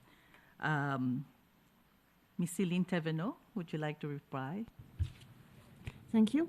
What we have learned from COVID is that it's important that countries are prepared when to face a crisis when it arrives, and that they are also able to target the social protection schemes when they need to take additional measures. And in this respect, having registered employees, having a high level of formalization would better help to target social protection and to take measures in the event of a crisis. Regarding education, well, again, it's about making sure that young people are prepared for tomorrow's labor market. And in this respect, I would like to emphasize the need to provide equal opportunities for children so that governments take into account who is benefiting from the spending in education, in particular spending in pre-primary, primary or tertiary education will not necessarily benefit the same group of children, and it's important to consider this dimension when spending in education. Thank you. Thank you very much. The importance of young people being prepared, the importance of helping them transition from school to work is very important. Thank you. May I call on Ms. Simonetti to give your response? Yes, Madam Chair, thank you very much. When it comes to the role of formalization, of course, as Professor has rightly pointed out, also the inclusive financial services are, and so reducing costs for registering a business, for example, or simplify the procedure to declare employment, are of course one of the let's say the ways to fight the informal economy. Of course, there are many ways. They have been mentioned already. The labor inspection that the Minister for Guatemala has mentioned is, in our view, central to that. Of course, the employers should take their own responsibility in this respect, and the social protection. This is why we talk about universal coverage of social protection with floors, as the ILO instruments actually have enshrined. And then, of course, as I was mentioning before, ensuring living minimum wages. And this is very important in order to protect the rights and the income of these workers. But then again, also the role of collective bargaining, I would like to stress the importance also in this context. Because, for example, in countries like, for example, in the Philippines, after the ratification of the ILO Convention 189, actually this led to a consultation and a dialogue with social partners and with trade unions that led to the formalization of many informal domestic workers. So this is actually a very concrete example on how labor rights and international labor standards and conventions are actually directly impacting on the life of workers. I mean, Kenya is another example where, with the extension of health insurance, the previous speaker, she was actually mentioning all the work that is done to protect disabled people in that respect. So again, formalization is key. We have, 2 billion of informal workers around the world, and we really need to step up action in this respect towards formalization, putting in place all these instruments that we have. On the second issue, on education, I just would like to also remind that a key element of the new social contract that we are calling for is really lifelong learning throughout the professional life of workers. And this is fundamental when it comes to the transitions of workers from one job to another, or jobs that might not exist anymore in a few years. And this is why the equitable access to skills development, training, and lifelong learning is key. And yet again, we also need to fight the gender gap that we have also in this respect. There are a variety of measures that can put in place, but of course here I would really stress also the importance of collective bargaining with social partners in order to put those let's say tools in place. I will stop here. Thank you. Thank you very much. Dr. Rose Nugi, would you like to respond to the two questions? Yeah, thanks very much, moderator. I agree with what the previous speakers have said, but just to add on the formalization, I would say that it's happening at different levels. For example, even those who are in informal sector in Kenya, like somebody mentioned the aspect of M-Pesa. With M-Pesa, you have to do some level of registration. And given that a lot of them have gone into payment through M-Pesa, there's a formalization element that is coming in. The government is also emphasizing on some sectors actually forming cooperatives.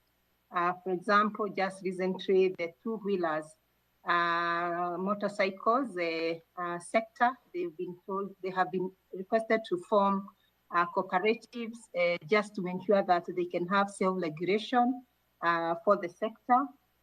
And one of the things that we found also with the COVID is that because of a lack of very clear addressing in terms of locality, it was making it very difficult even to do any protection that one would want or the government was trying to do. So the aspect of national addressing is actually coming up as a one way of putting some formality for them. But of course, to say that even when they are in the informal, they still have the trading licenses and also the single business permit that they have to pay. So formalization is at different stages and even for different sectors. In terms of the TVET sector, one of the key things that I would want to talk about is emphasizing on technical training for the TVET vis-a-vis what actually happens on the ground, because sometimes the TVET tend to give courses that are not necessarily reflecting the technical aspect. So it's an area that the government is actually working very hard to ensure that this is happening.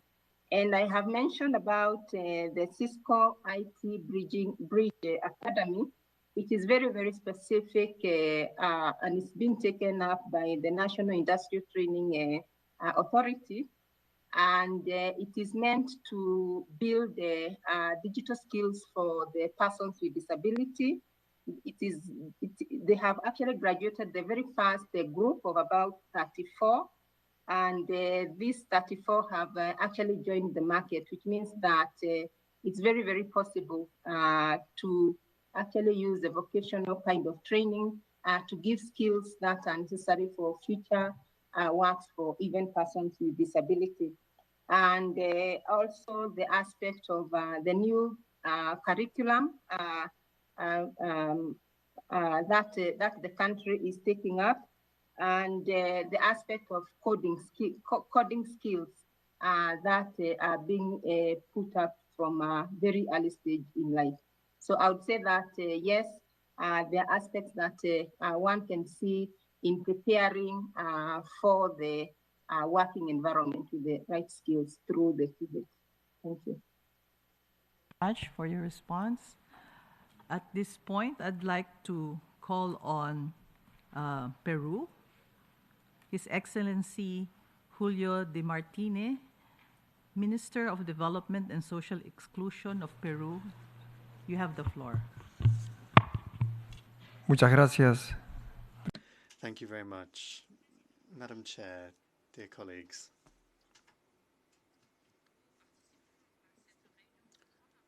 We're participating in this greatly important meeting, and I would like to underscore that we all have the same goals.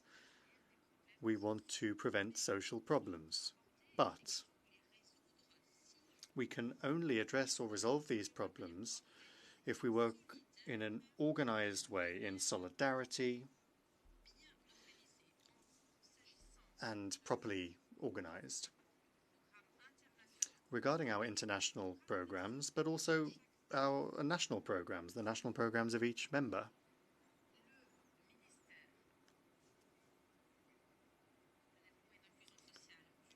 The Ministry of Development and Social Inclusion of Peru has adopted a new policy that was mentioned in the first part of my presentation, and this innovative policy has a cross-cutting element, namely a targeted approach to everything that's not just intersectoral but also intergovernmental. And we work together with social organizations, public and private actors in close collaboration. And the reason that I'm making a point of this is that in a few years' time, in 2030, we will have to take stock of something that we have all put a vast amount of work into. How, through the SDGs, have we been able to transform the world?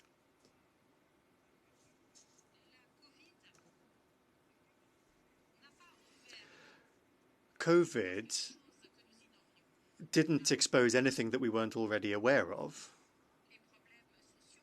Social problems already existed, and they continue to exist, and we must overcome this problem as a matter of urgency. We must work towards good quality education and act within technical and vocational schools to strengthen and build capacities to allow for entrepreneurship, but also to respond to the demands of the jobs market in our countries. Therefore, it's essential that we strengthen formal employment. And when we speak of development, what we're really talking about in some ways is the supply and demand of jobs. That's an important element of it. We'd like to mention something that's very important.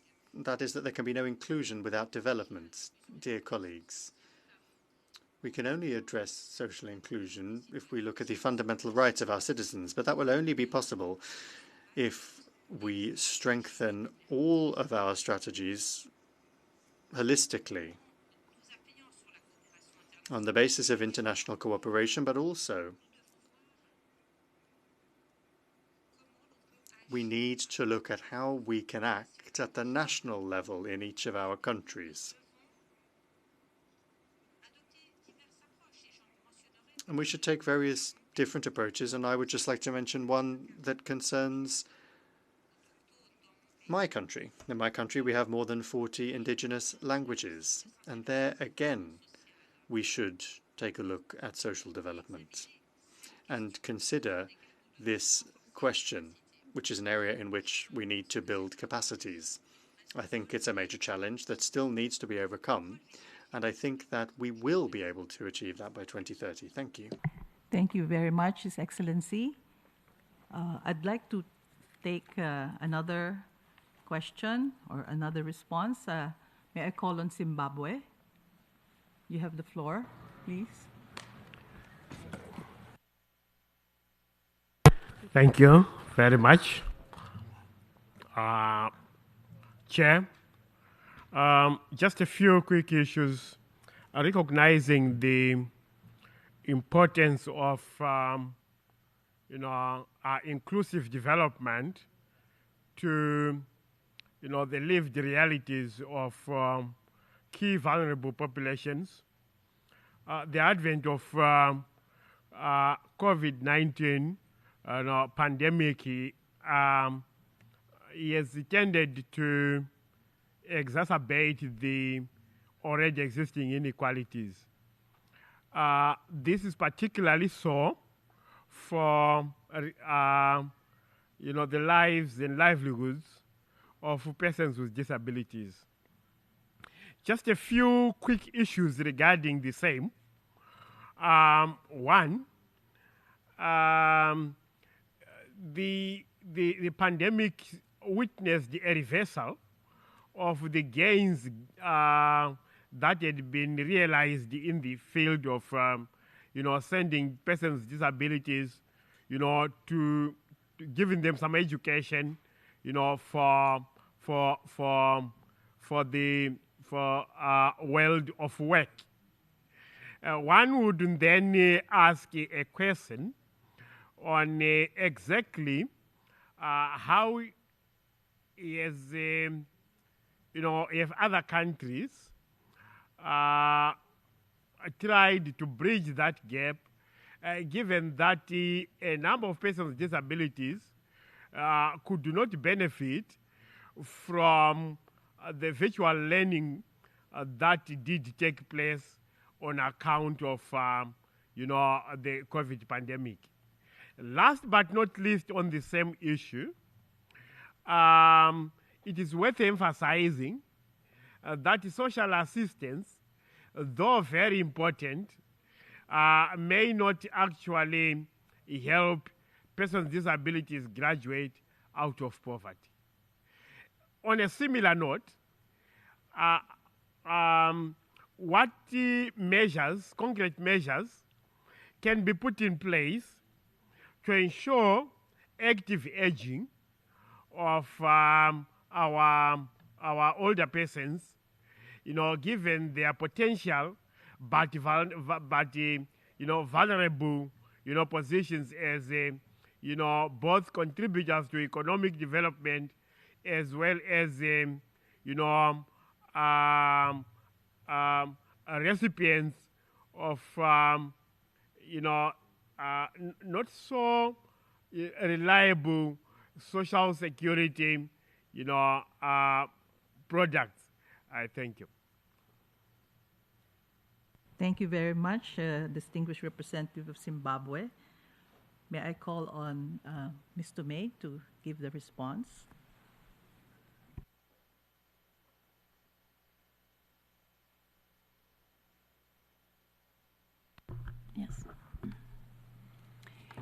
Yes, well, to respond or to react to the statement made by the representative of Peru.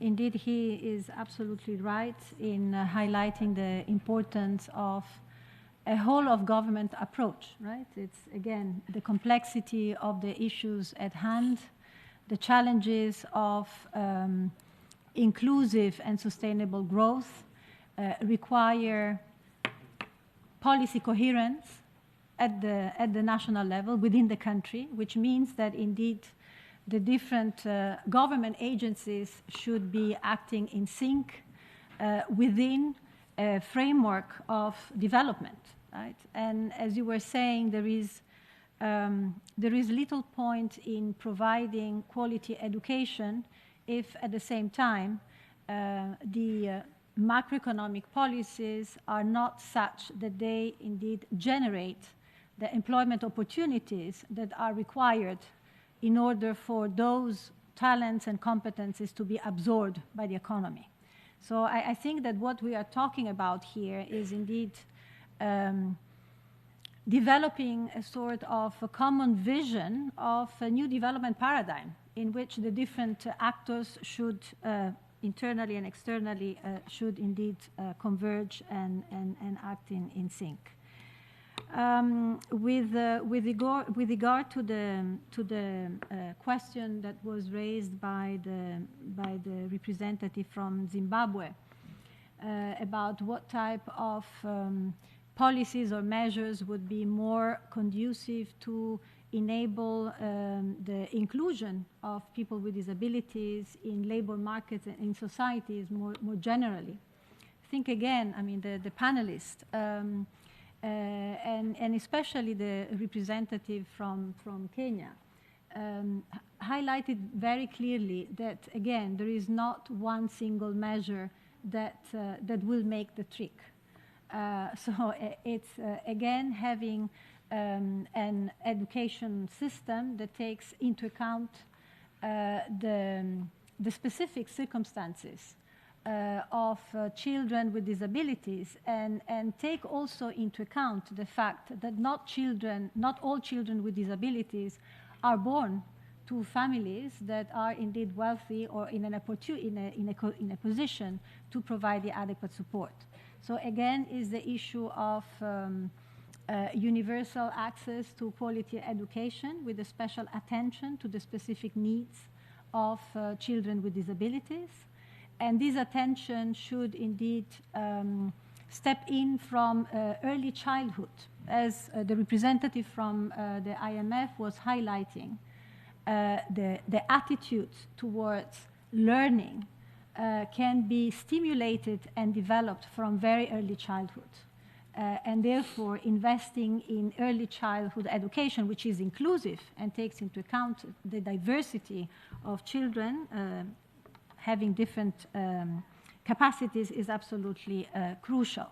Then there is the whole point of transition from school to work, and the role also that organizations, employers, private and public, could play in terms of putting in place reasonable accommodation measures, because of course, depending on the type of disability, the adjustments to the workplace will be different. In a number of countries, there are quota systems in order to somehow encourage employers to recruit people with disabilities. In some instances where those laws exist, there are also some subsidies or support which is being provided by the state with a view to absorbing some of the costs associated with the introduction of reasonable accommodation. And last but not least, a point which was made by the panelists from Kenya, who very rightly said that people with disability should be considered not as target or recipients of support of any sort, but rather as active subjects that indeed know very well their own circumstances and can therefore contribute very insightful views as to how services or support should be shaped with a view to making, getting the most of such investment from states and societies. Thank you. Thank you very much, Ms. Tomei. You have well responded to the two reaction from His Excellency from Peru and from Zimbabwe. I'd now like to give the floor to the distinguished representative of Portugal. You have the floor. Thanks. Hello. Thanks for the opportunity. I'm Rui Oliveira, youth delegate from Portugal. In line with what we are discussing today, we suggest addressing brain drain. In September of 2022, we discussed the innovation of education, and I believe this is the right direction for the investment in the capacity to our societies to create talent. However, our world is changing at a fast pace, and the world is getting more globalized than ever. I believe that is a good thing, and only with cooperation we can solve problems of environment, hunger, and peace. But globalization ends migration, especially talented individuals, and consequently, talent tends to concentrate where are more opportunities and money, which usually are in the most developed areas and countries. So, can I promote globalization and cooperation by creating talent and developing countries to creating a more sustainable world without risking losing the rich countries and or with better opportunities? How should individuals commit to the development of their own countries? In Portugal, for example, we have developed the Programa Regressar, which means program return. The program involves all sectors of the government and includes concrete measures such as a more favorable taxes regime for those who return, financial support for immigrants or relatives of immigrants who comes to work in Portugal, and credit line to support business and investment and creating a new business in Portugal. We believe that experience abroad are very important, but want to retain the ties with the country. So my question here today is, how can we create an international program that balances the rates of brain drain in order to decrease social inequalities? Thank you. Thank you very much, the representative of Portugal. I'd like to take one more representative. I would like to give the floor to the distinguished representative of Malaysia. You have the floor. Thank you, Madam Chair. The COVID-19 pandemic has posed unprecedented challenges and has exacerbated inequalities, including in the labour market. The government of Malaysia has undertaken a number of measures and continues to make improvements to address these inequalities, as well as with regard to the involvement of vulnerable groups in the labour market and decent work. These include improving access to essential services such as education and health, as well as training.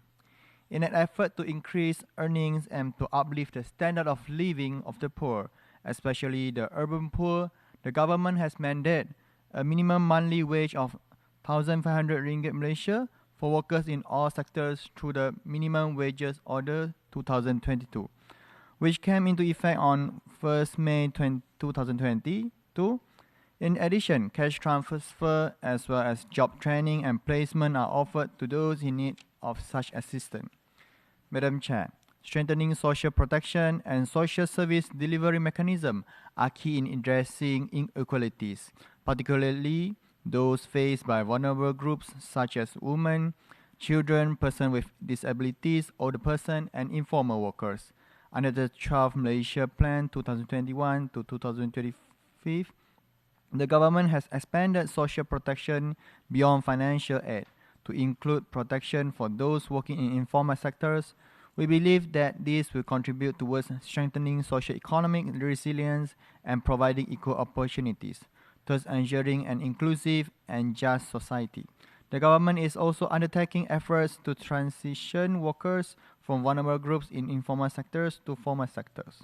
In encouraging and enhancing women's participation and survivability in the labour force, the government has introduced several initiatives to provide a supportive environment in this regard. These efforts include access to quality early childhood care and education services, affordable elderly care, as well as economic platforms to support vulnerable women that focus on entrepreneurship development. Recognizing the increased involvement of women in unpaid care work, the government introduced the scheme Caruman Sukarela Incentive Suri, or the Homemaker Incentive Voluntary Contribution Scheme, under the Employees Provident Fund to provide welfare protection for full-time housewives, single mothers, widows, and single women. This scheme acts as a safety net to provide savings in preparation for uncertainties, minimizing reliance solely on social assistance by the government or other organizations. Madam Chair, Malaysia is of the view that collaboration among states and other stakeholders is crucial in addressing inequalities and towards creating full and productive employment and decent work. We look forward to working with other states and stakeholders in this regard. We note from the presentations that cash transfer are to be the last resort. Our question to the panelists is that what are other effective social protection measures that can be deployed during future pandemic before resorting to cash transfers? Thank you. Thank you very much. I thank the distinguished representative of Malaysia for his comments and questions. There were two aspects in the questions of Portugal and Malaysia. One was on migration and another on social protection, particularly on cash transfer. His Excellency, Mr. Rafael Rodriguez, would you like to respond to the questions?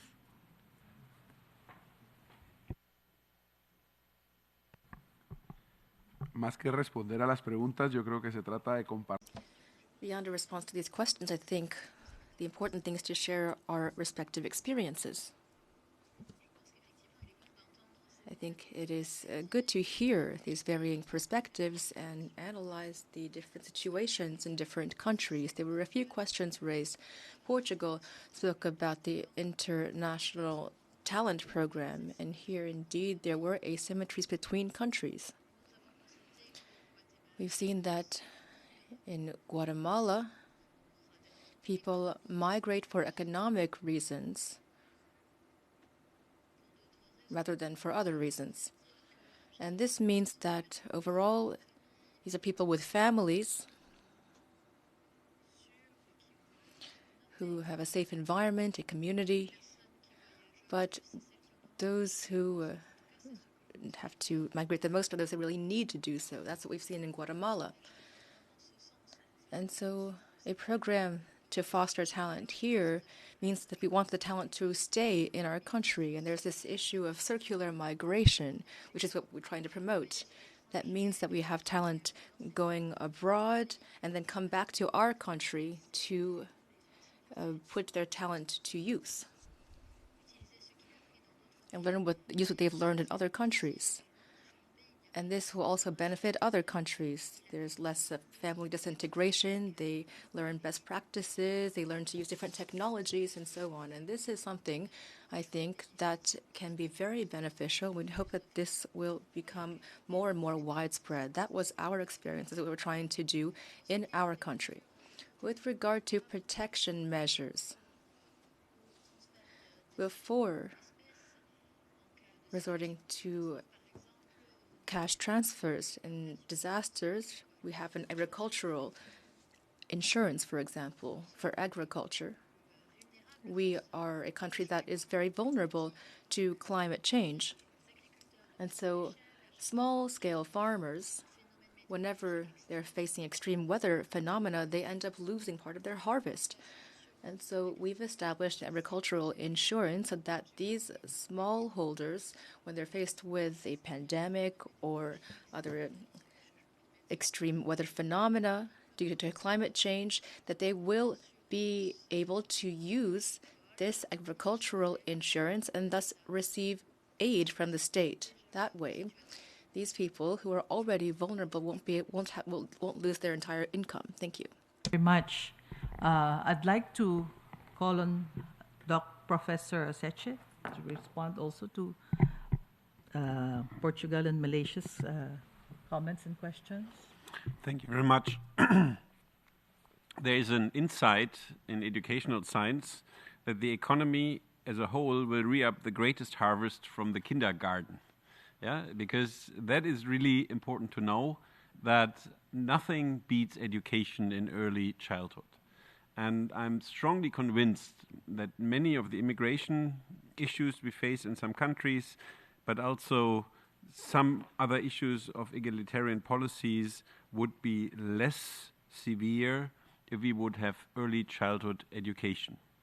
And here I think that we also need to think about protecting the kids through the kindergarten. There are many rural communities in which kids are working on the fields rather than studying early on.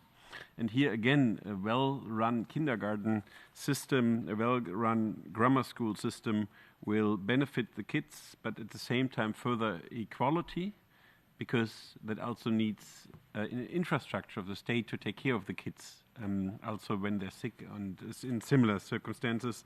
That prevents usually the females from taking active work in that time. Yeah? So I think early childhood care is really one of the very, very important features. As to another very important element, and I think that also connects to the intervention from the representative from Peru, it is very crucial that we have a comprehensive strategy that spans over all elements of the state. I have stressed in my presentation the need for financial inclusion, and here we can provide really good measures, and that's the reason why I like to stress the importance of financial inclusion. For instance, we can measure what type of credit goes to women where we have difficulties with equality in that regard. We can measure which digital accounts are given to the illiterate or the elderly. We can measure, for instance, what type of funding went to migrant societies or to indigenous societies. Regardless of where the discrimination takes place, we have very good measures so that we can show progress. And I think what you cannot measure, you cannot convincingly tell other people that you have done. So bringing in good measures, I think, is very, very crucial for a very convincing and comprehensive policy approach. Thank you. Thank you very much. I'd like to call on Ms. Céline Thévenot to give her reactions. Thank you. Perhaps I will start to bounce back on what we'll do in 2030 when we'll take stock of where we are with the Sustainable Development Goals. Social problems that we are able to address today will also have changed by 2013. There are new challenges such as climate change, digitalization, technological progress, which will keep making the world change by then. And one policy that we can do to anticipate this is to strengthen social protection, because social protection in general and cash transfer in particular, they can be used to respond to many of these challenges, and they can be, if they are well designed, they can be scalable, and they can respond to many of these challenges. So in this respect, what we can do to address future pandemics is first to work on labor market policies so that people can enjoy unemployment insurance and wage subsidies in the event of a crisis, and that these systems are accompanied by social safety nets on which country can rely in the event of individual shock or systemic shocks as COVID. Thank you. And from the trade union response, may I hear on Ms. Paola Simonetti? Thank you, Madam Chair. I will try to be telegraphic, but there are many issues that are super important and interesting. So, of course, when talking about social protection and social protection floors, we have, again, the ILO recommendation 204, that actually talks about floors, meaning protection when it comes to healthcare, basic income, education. And so these floors can actually complement, should actually be universal, but also can complement other social insurance schemes or other employment-based social security system, so that we, of course, grant the maximum coverage and protection to people. So the first one. So the second one was about the role of international cooperation. This is very important, again, when it comes, for example, to social protection. Of course, we know that the domestic resource mobilization through progressive taxation is, of course, one important element to that. But we also know that there are countries that are less wealthy, that don't have the means to have a full-fledged social protection system. And in that sense, international solidarity and international cooperation is key to that. I've mentioned before the need to set up a global fund on social protection in order to help the countries that are most in need. But nowadays we have what we have mentioned, the accelerator, the UN accelerator on social protection, employment and just transitions. So this could be indeed a concrete way forward to increase the international solidarity. And then last but not least, the question on brain drain. This is again putting to the fore the issue of migrants and migrants workers.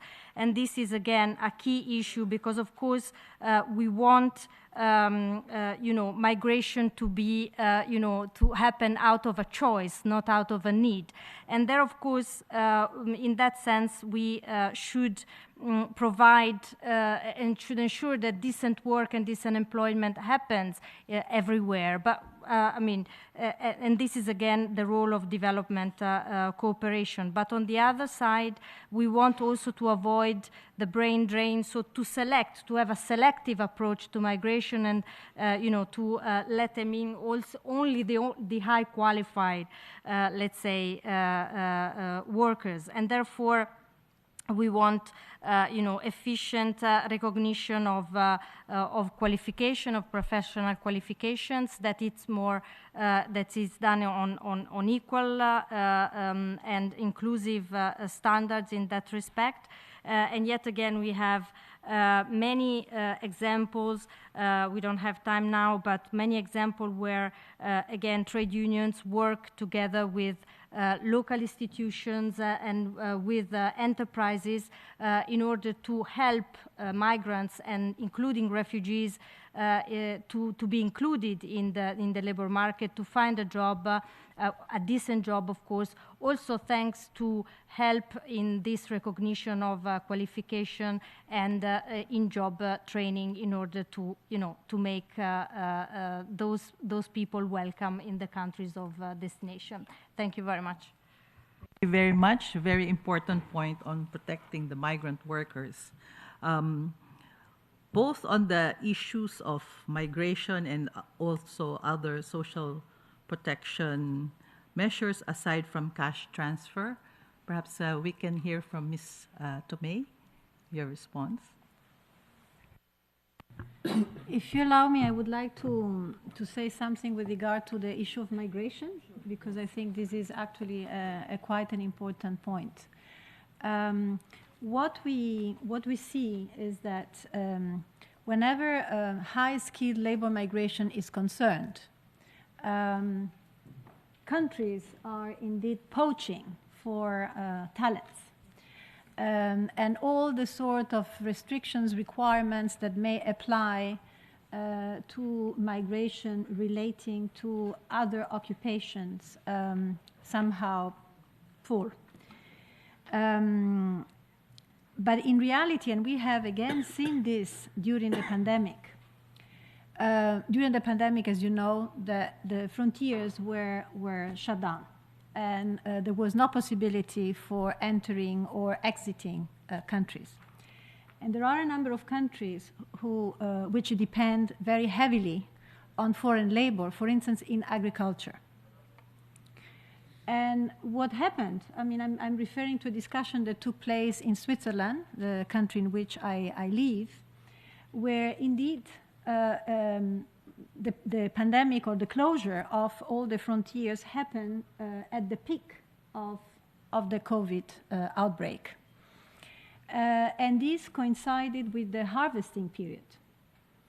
So the country was faced with the dilemma of not feeding those residing in the country, or encouraging, attracting national workers to work in the fields. So what they did was to think about raising the minimum wage in the agricultural sector with a view to making more attractive for nationals to work in the fields. So there were a number of national, the rationale was, well, these people are not working, but they are getting part of their wages paid. Therefore, working on the fields would complement their wages that are already lower than usual because of the pandemic. So this did not meet a lot of enthusiasm from nationals, but those who indeed went to work in the field didn't have the manual dexterity and the skills with a view to indeed collecting and harvesting the crops in ways that they would not get spoiled and could be placed on the market. So this led eventually to a decision of opening, of derogating in part to the restrictions with a view to letting migrants coming from Eastern Europe to indeed work on the fields. So why am I giving this example? I'm giving this example to say that there are in a number of countries entire sectors, including the health sector, for instance, that depend largely on foreign labor. And so-called low-skilled or semi-skilled occupations, and usually countries tend not to demand for those skills because these are skills which are required, but the thinking is that this person may have greater difficulties in integrating into the society of host countries. But they are needed. So what I'm trying to say here is that indeed we would need to come up with policies that try to, in relation to labor migration, that are based on a proper assessment of what are the labor market needs of a particular country, to determine whether and to what extent these skills can indeed be developed or can be found in the countries themselves. If that is not the case, then allow for regular pathways of migration. Because what happens very often is that those who are unwanted but are needed may enter the country through irregular pathways and may indeed also contribute to increasing informality in particular sectors and diminishing also the working conditions and wages of nationals, creating a backlash against migrants. So we really, again, need to try to think about labor migration policies in a more holistic manner, taking into account the labor market needs, the realities of labor markets, and then provide for regular pathways that might be temporary, temporary schemes, depending indeed on the type of demand. If it's seasonal demand, of course, it should be temporary. Circular migration can be indeed an option, a possibility, but again, it's very often what happens is that the same migrants that keep coming back. And the circular migration is meant to enlarge and provide a larger number of workers in particular countries with the possibility and opportunity to have access to employment opportunities abroad. So it's really looking into these different schemes with a view to finding the right balance. Thank you very much for that comprehensive discussion on migration. And I also would like to emphasize the role of employment services, for example, in providing the right counseling approach to migrant workers so that they're properly placed in the right occupations and in the right enterprises if they're going to work in enterprises, and as well as, in the end, social protection. Having the right skills would also be complementary to be able to protect them also in the labor market for the migrant workers. So thank you very much for the comprehensive response, Ms. Tomei. I think we've exhausted the comments and the reaction at this point. We've had very productive discussions and exchanges this afternoon from the panelists and from the delegates.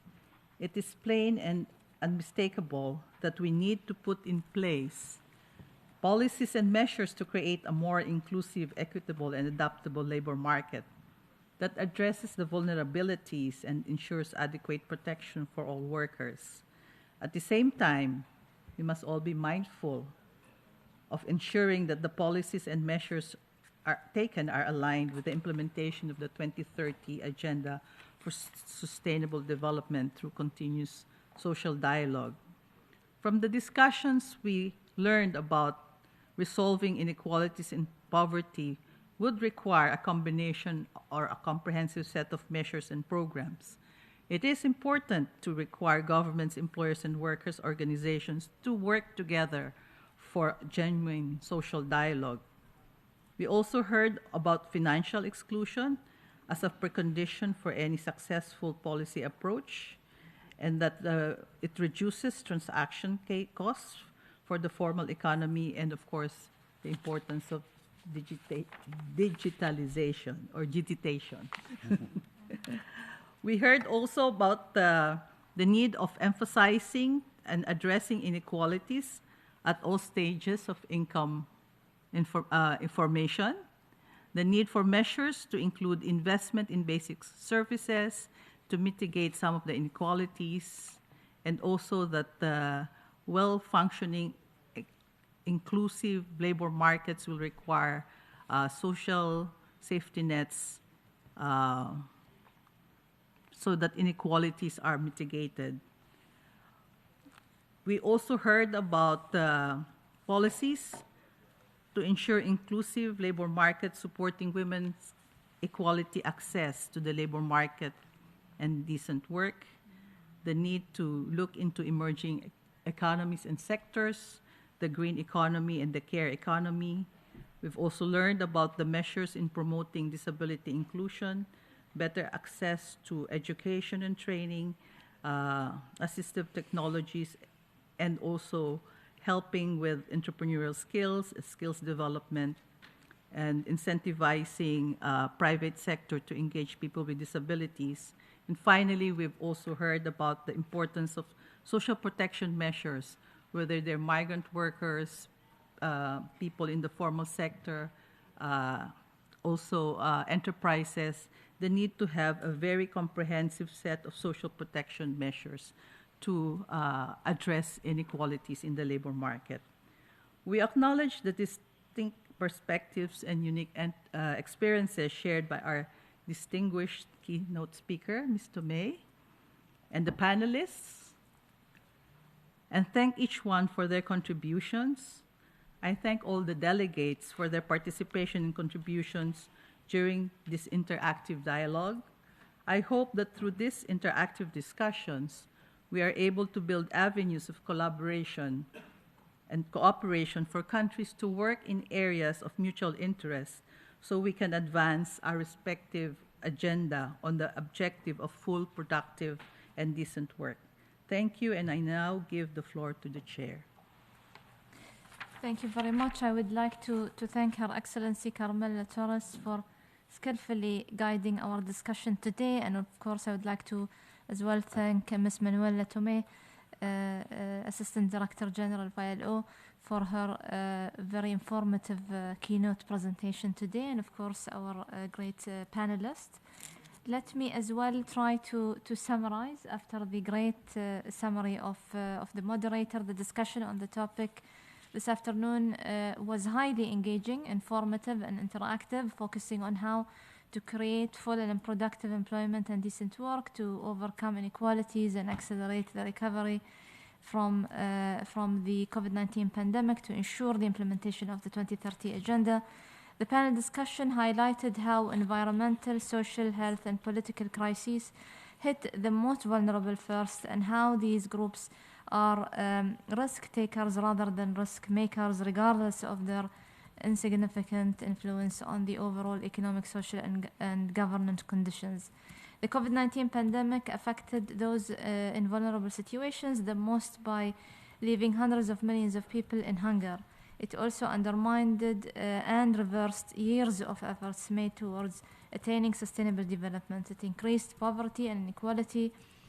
And of course, as well, another aspect, climate change continues causing widespread disruption in nature and is affecting the lives of billions of people around the world. These crises have put the achievement of the 2030 Agenda and the Sustainable Development Goals at stake. On a positive note, the pandemic created an opportunity for global communities to digitize. As discussed today, I would like to call all of us to take action to support the creation of employment opportunities in order to overcome inequality and reduce poverty. Decent work, social dialogue, increase in investment, social and financial inclusion, and skills development are concrete means to delivering a more equal, just, inclusive, and sustainable world. Let me thank the moderator again, our great panelists and delegations for their participation and engagement. Before adjourning this meeting, I would like to remind that the Commission will hold a ministerial forum on the priority theme tomorrow morning at 10 a.m. in this room, and I also wish to remind delegations that the list of speakers for the general discussion will close tomorrow at 6 p.m. The meeting is adjourned.